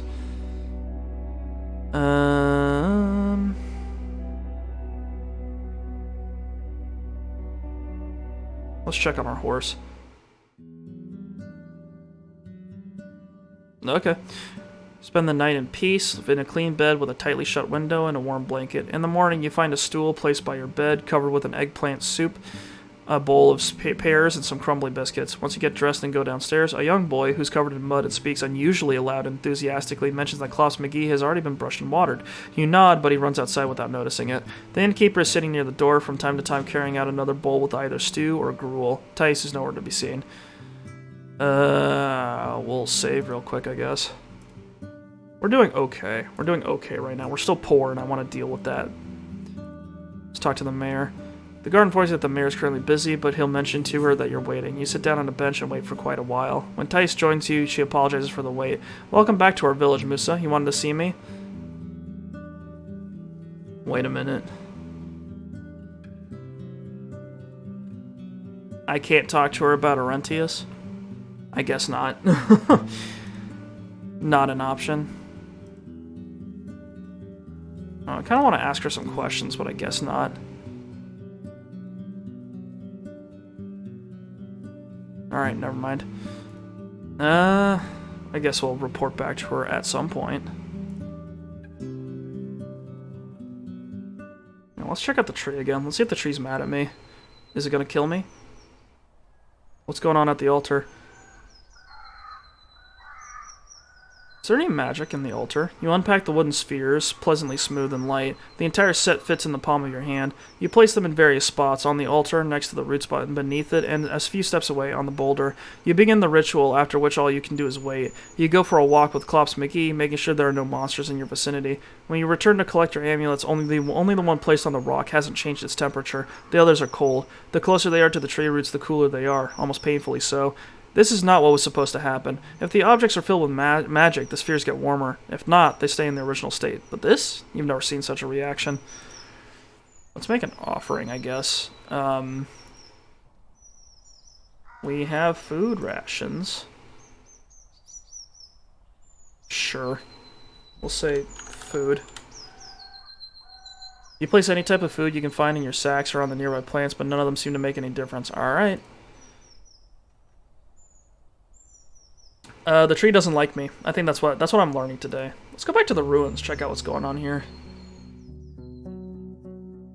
The village remains dead. You hear a river in the east, separated by a lush meadow filled with crickets and rodents.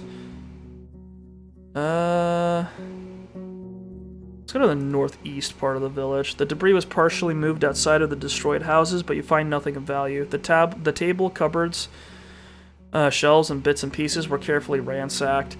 The wildly growing vegetables and herbs are the only remnants of the abandoned gardens. You spot fresh human footprints at the entrance to the latrine, most of which lead to and from the center of the village. You notice a set of simple tools leaned against a pile of rubble. A wooden spade and a shovel, a pointed stick, a hoe with a bonehead, a stone axe. All of them are too old and too awkward to bother with transporting them around.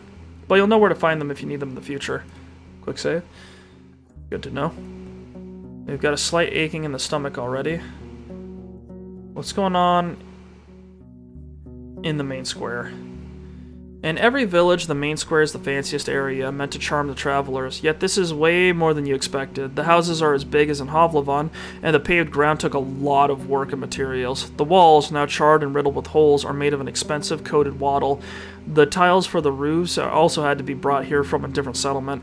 You peek inside the three smaller buildings, the rotting remains of their former splendor. The birds living in dozens of nests respond to your arrival with quite a commotion. You don't find even a single dragon bone, nor a tool or a piece of furniture left unbroken or unrotten. You're surrounded by bad smells, dirt, animal droppings, and garbage. The well also stinks. It has no bucket, but you'd be afraid to use it anyway. Who knows how many birds have relieved themselves inside, or how many old rats have found their death while climbing up the walls. Suddenly, you hear some sounds coming from the largest building. Your stomach makes you let out a painful groan. I should check it out. You step cautiously toward the scent of urine and sweat. The flickering candlelight shows you broken furniture, yet no signs of burnt wood. You consider pulling the other door when a masculine voice proves that your presence is not unnoticed. I didn't want it to come to this, but stay where you are. Whatever you put inside, be it a shoe, a hand, or you damn thinker, it'll get a bolt.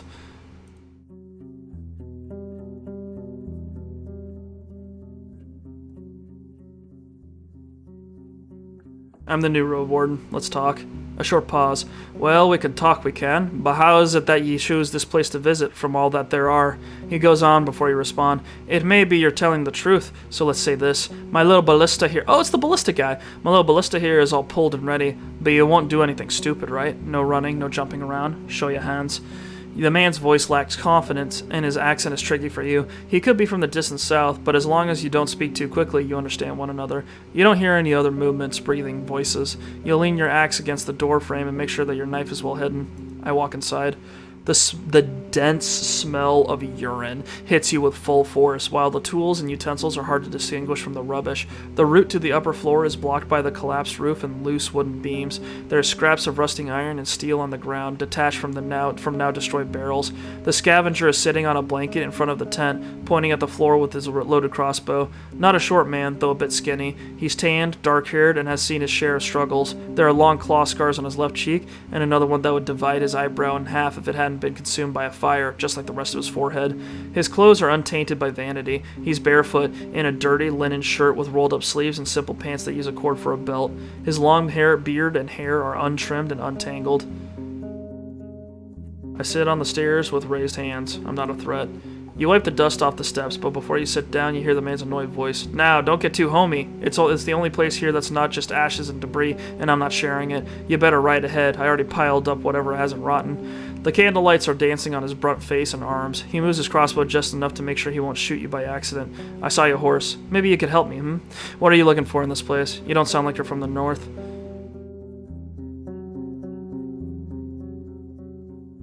I'm looking for another Roadwarden, a man known as Asterion.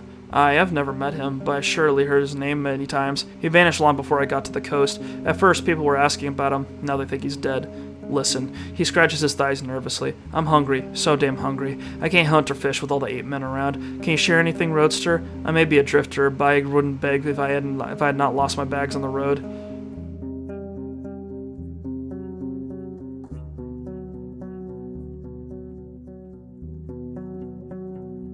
Sure. 2 food rations. Ha! You say so, but you don't know my dearth. He bites into the sausage right away, but after a couple of solid bites, he puts your gifts on an unfolded tunic that's lying on the floor. Without you, I would have to run after birds with my ballista, but I need to save bolts for the ape men, and because of those stinkers, I can't roast here, and raw meat makes me want to puke. Thank you. After a moment of hesitation, he grabs one of the plums. Now, Roadster, he says with a full mouth, if you have questions, ask. I'll say a lot to make you get me out of here. This village makes me sick. Me too, and the guts and the thinker. Gets easier with time if you're patient. Must be the air, the smell of death. Death and ape-men piss. He pats his stomach while laughing.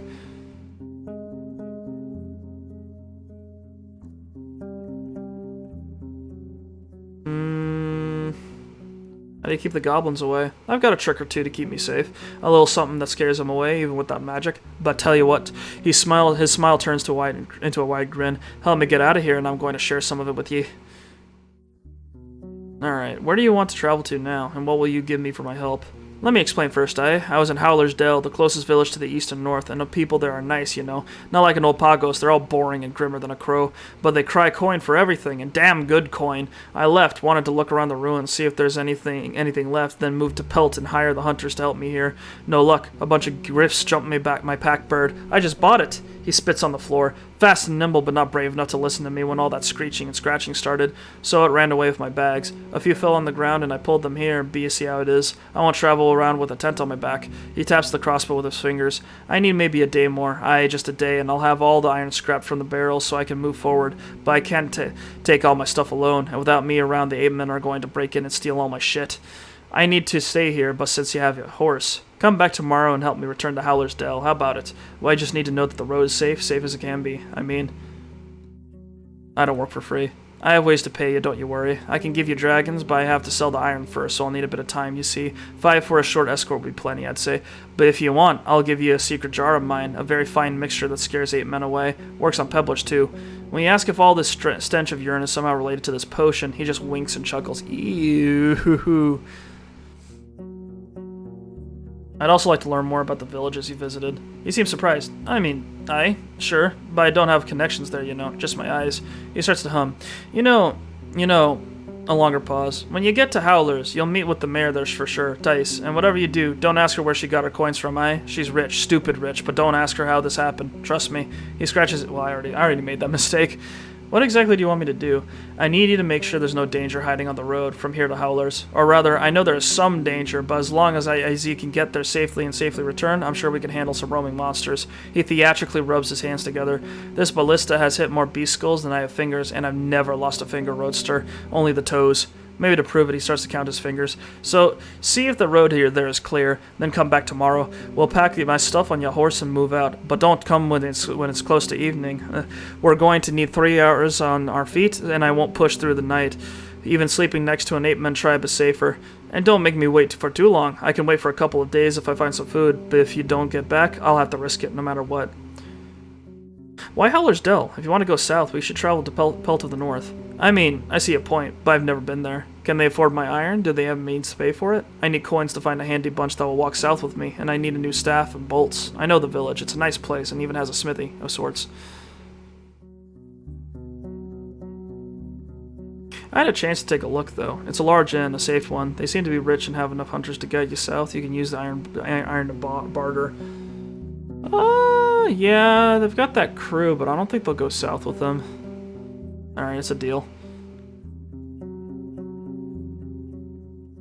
I've heard about some bandits. Have you seen any hideouts nearby? Nah, I think they're in the north or east. I stuck to the western road and no shell bothered me. Sorry, I can't help you. Have you searched the entire village? Are there no hidden treasures left? You came to the wrong place. Time, moisture, and the damn boars devoured all the loot. I've been here for a couple of days now, and all that's left is this iron I carried here. I was planning to get back here with some hired muscle and clear the collapsed buildings, but I doubt it's worth the time and risk. Are you sure there are no undead around?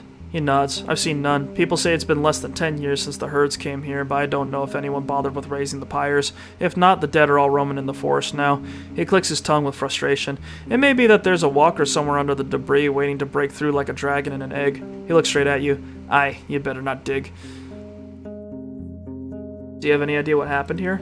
Well, I won't guess, but I saw many ruins. There's no treasure and skeletons here, so this place means as much as dirt.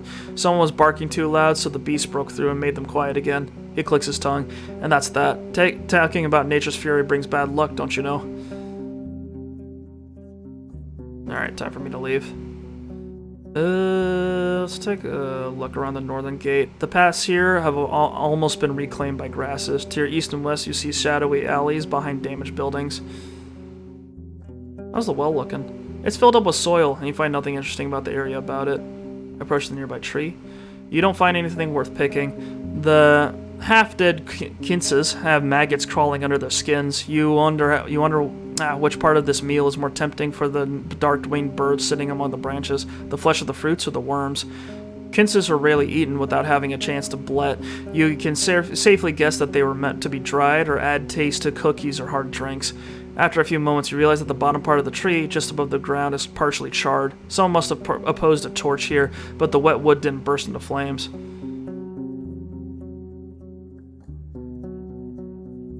Alright, let's get out of here.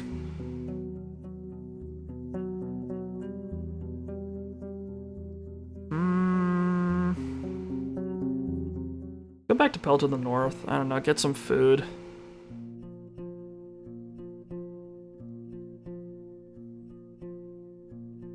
Alright, any leftovers? Not today, alright. About Glacio's band... No, I still need to get more information.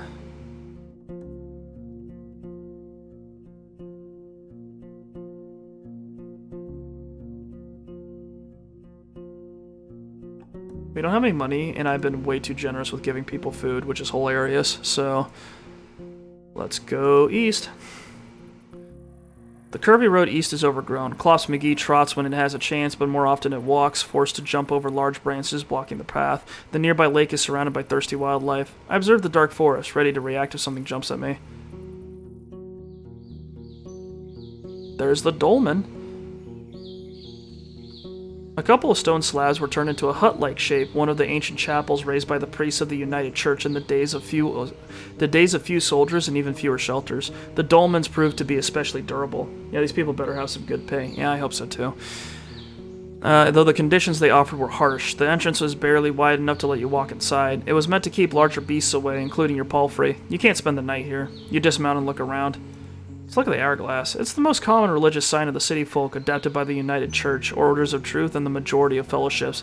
It's used in temples and during the funeral rites, but also to decorate codices or jewelry. The winged hourglasses portray the ephemerality of life and the rigidity of time. When possible, they're made of steel, signifying the strength of humankind's determination and innovation.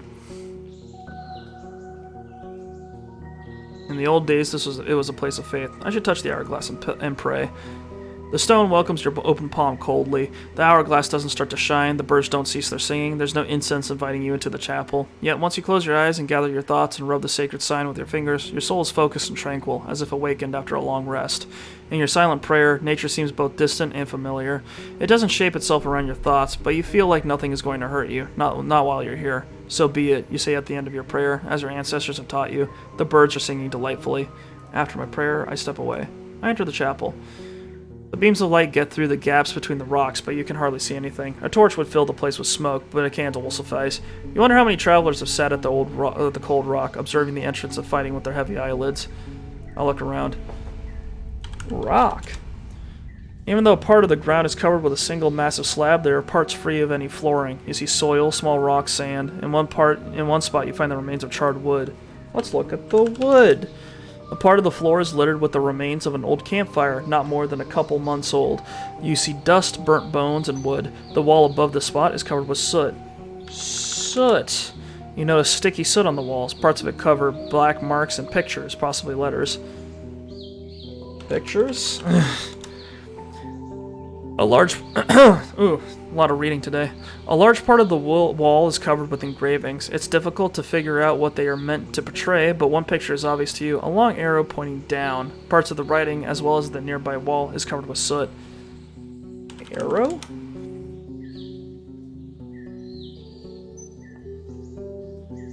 Can I, like, dig? Or...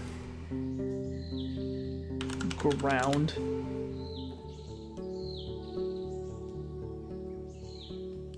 This is a dolmen, isn't it? Yeah. Hang on.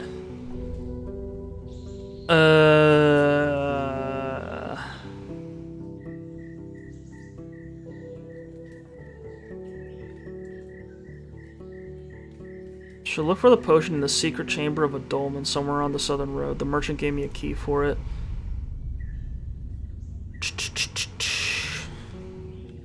Chamber? No. Hang on. Let's look at the markings again. Or look at the soot.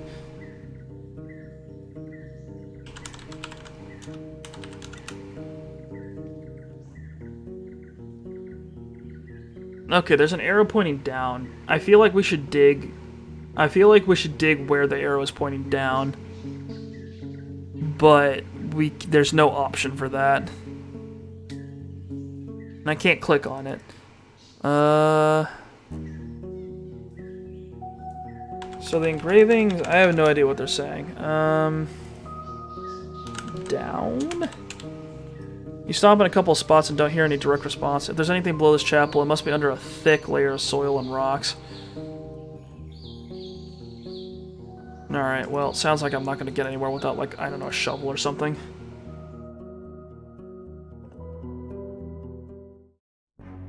Uh-oh. The neglected path barely finds any space among all the hills, trees, and streams. There's a deer on the ground, laying in a red puddle, surrounded by a small pack of creatures which notice your presence quickly. There's about 8 of them, with thick fur. Get the excavator. I'll just borrow one from the inn, yeah. There's about 8 of them, with thick furs and shades of brown, gray, and black, and hairless faces with small eyes and large mouths. Currently stained by the blood of their prey. Some of them move on all fours, while others comfortably stand on 2 feet. They are 2 to 3 heads shorter than you, but it's your mount which truly towers over them. And you see how a couple of the beasts take a few steps back, grunting and glancing at one another. The one with gray fur shouts, and the others move toward the rocks and sticks which are piled on the road. They hold them awkwardly, and some struggle to maintain a straight posture, leaning on their new weapons for support. Then, almost all of them spread to your left and right, blending with the shrubs loudly. Only 2 of the apes are standing still. They're apes. Ugh. I'm not prepared to face a pack of goblins. I turn around. Boss McGee is more than ready to do so. It hardly has enough space to make a swift turn, and a goblin tries to stab it with a pointed stick, but it's too blunt, or the hit is too weak to pierce through the skin. The shouting beasts behind you sound victorious, but they would never be able to catch up with the palfrey. They may spend the entire day feasting on such a large animal. Alright. I'd rather not risk damage right now, because I'm at like half health. Let's go to the ruins and then dip up to Howler's Dell and then see if we can clear the way for our bro.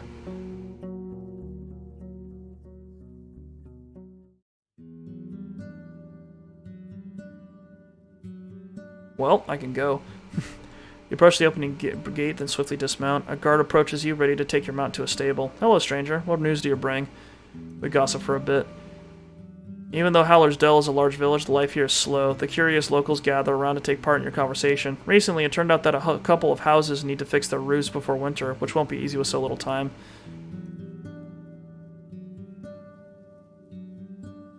I'm broke again. Hang on.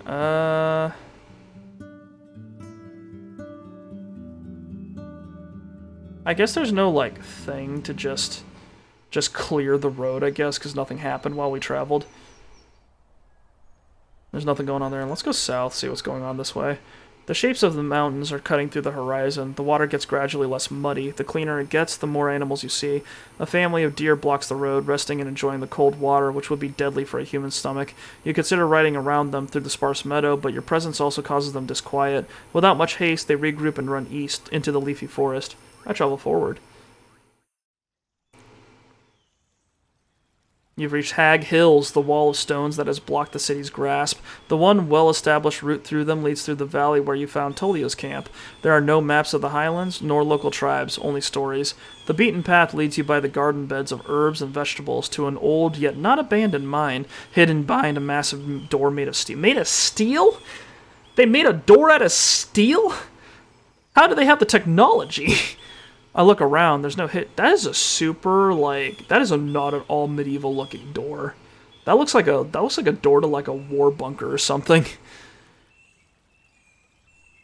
The beaten path leads you by the garden beds of herbs and vegetables to an old yet not abandoned mine hidden beneath a massive door made of steel. I look around. There's no hitching rail for a mount.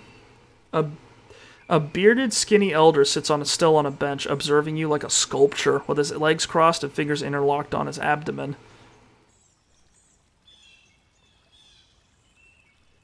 Good day to you. Don't worry about my horse. I'll keep it away from your garden. Only worms, too stupid to understand me, would eat what it's mined. You dismount and mention that your palfrey is no worm, but the man reprimands you with a thick accent. Let me see you whilst you... Why is everyone so mean? Let me see you whilst you speak. I can hear you without magic, but I'll read your lips. He doesn't yell, but his voice reminds you of a combat instructor from the city. His face is wrinkled, but he sits straight with beard and hair still carrying glimpses of fair blonde. He's tanned like a worker, and his eyes are blue and piercing, as if they belong to an infant. You're from here, and I will never welcome a stranger in this refuge. Say what you're looking for and be gone. I explain who I am. What do you call him? Elder, I guess. He stares off across the garden beds, forcing you to wait in silence. The elder is tall, with long hair and a beard that was let loose a long time ago. His sandals are covered in dust, and you spot dirt on his clothes and skin. The woolen tunic and linen were made with care, decorated with colorful threads at the collar and sleeves. Now all the blues and greens have faded, and the fabric is held together by patches and stitches. His hands are still folded, the voice remains firm. You do not know our customs, your name, your trade, you're calling me nothing to the forest. You do not know what you expected to find. I do not know what you expected to find here, but this is no place for strangers. I wait for him to look at me. The man stands up and approaches your palfrey. Without touching it, he observes its eyes, mane, stomach, and rear. Klops McGee ignores this examination. My nose was right then. Asterion is dead, as are his plans. Such is the fate of all dreamers. He turns toward you with a grim look. Are you going to look for him? You nod. Why? If he's vanished into the fogs, then there's no point in putting yourself in danger. What do you expect to find?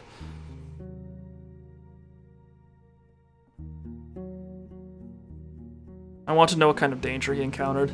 He's observing you carefully. Do you plan to get rid of this danger, or maybe learn from Asterion's mistakes? Or are you still thinking about leaving this land for good? He starts to chuckle. Money! He starts to chuckle. Only the right questions will bring you the answers. With lively steps, he heads towards the spring. He washes his hands, once again forcing you to wait.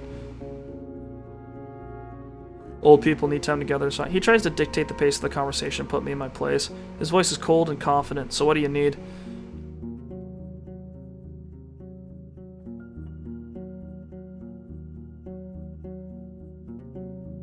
I'm looking for a job. He looks at the garden beds. We have everything we need. It seems like the path at the heart of the woods is quite dangerous. It has long and dark past and already caught many souls of its builders. 'Tis paved with blood, and last 10 years have revealed it was all for nothing, since the days of... He glances at you, once again surprising you with how shiny and lively the blueness of his eyes is. Of grand discord, the tribes of this land are locking themselves in their fields and houses, too afraid to leave them behind, too untrusting to meet other souls unguarded. 'Tis now the first road to be claimed back by the wilderness, and will nae be the last. You ask if he has any tips for you on how to survive such a trip, and he tells you it would be wiser to just avoid it. He then reaches to his pocket, grabs a leaf, and puts it in his mouth, chewing gently. Death may take many paths to us, stranger, but cats are the one enemy that's both as dangerous in its stealth as in combat. No human can fight it alone. If you see one of them and it's nae too late, do nae provoke it, make it wary, but nae scared. Look big, talk a lot, seek its action in its eyes. What can you tell me about this place? Your eye sees what there is to know. People found copper in a cave. It's been abandoned for a long time now, so we turned it into a shelter to stay close to the sacred tree and its altar. These guys also worship the sacred tree. We're servants, my wife and I, and this place is nothing more than a servant's house.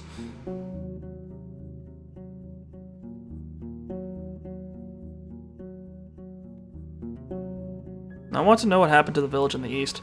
And I'm no willing to tell you that. He raises his chin, and his beard shakes. That shameful tale ought to be kept in the past for the sake of the living. I've heard about some bandits. Were they bothering you? He strokes his beard, but then grasps it nervously. There are souls who steal from White Marches, a village in the north. They would nae dare to show up here, but those brigands are brutes, simpletons. Eva the leader, Glaucia, listens only to force, and will humiliate for the enjoyment of her band. She will nae be afraid of some lost Roadwarden. He lets go of his beard and lowers his head. She's drifted so far away from her old self. A kind, bright girl from Gale Rocks, loved by her parents. But now, do not cross her, or she'll find you. What can you tell me about the peninsula?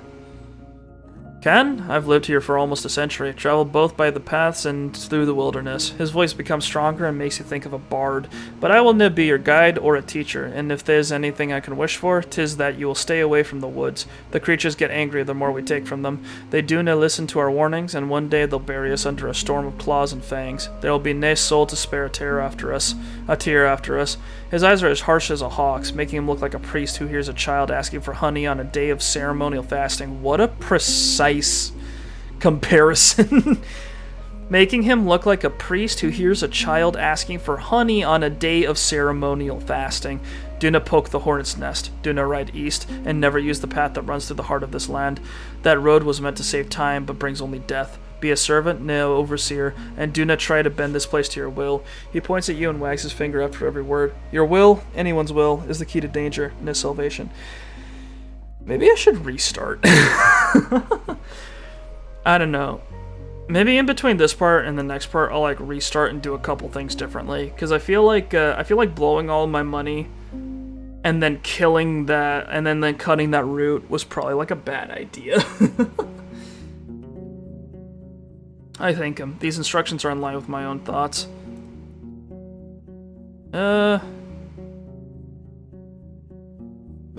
I'm getting kind of tired. It's been a couple hours, so I think we'll call this here. Today was mostly talking, but I was kind of expecting that. We're still getting our bearings. But yeah, that was Roadwarden. It's a quieter game, obviously. A lot of reading, a lot of wandering around. Very cool, but yeah, we didn't quite circumvent the peninsula yet, but it's a long, arduous journey. So I guess we'll figure the whole thing out at some point. But yeah, that'll be it for today. I think next time we'll check out. I do need some water for the. I have water. I'm just like tired. It's been a long day, and I did a lot of talking, so I think there's like a scratch in my throat today. But yeah, it was, I'm just tired. It's been a long week. But yeah, we'll come back to this game at some point. I think, next Thursday we'll pick up something else. Maybe. I think I'm just gonna play Starfield on my own, because I don't think it'll do me much good streaming it, to be totally honest. Because that game's super long, and playing it once a week is not the way to go. But, yeah. Anyway, hope you guys had fun. I know this is a lot of reading, so it's not really it's not the most engaging content, but I think it's interesting, and I hope you guys think so as well. I hope you, but yeah, I'll see you guys next time on Saturday. We're on our usual stuff. Saturday's gonna be Far Cry, Sunday's gonna be Yakuza. So hope you guys look forward to that. My voice will be better by then. I should be fine by the time the weekend rolls around. So yeah, look forward to that. Anyway. Hope to see you guys again soon. Thank you very much for watching, and I hope you guys have a fabulous rest of your week. Thank you very much, and goodbye. Bye.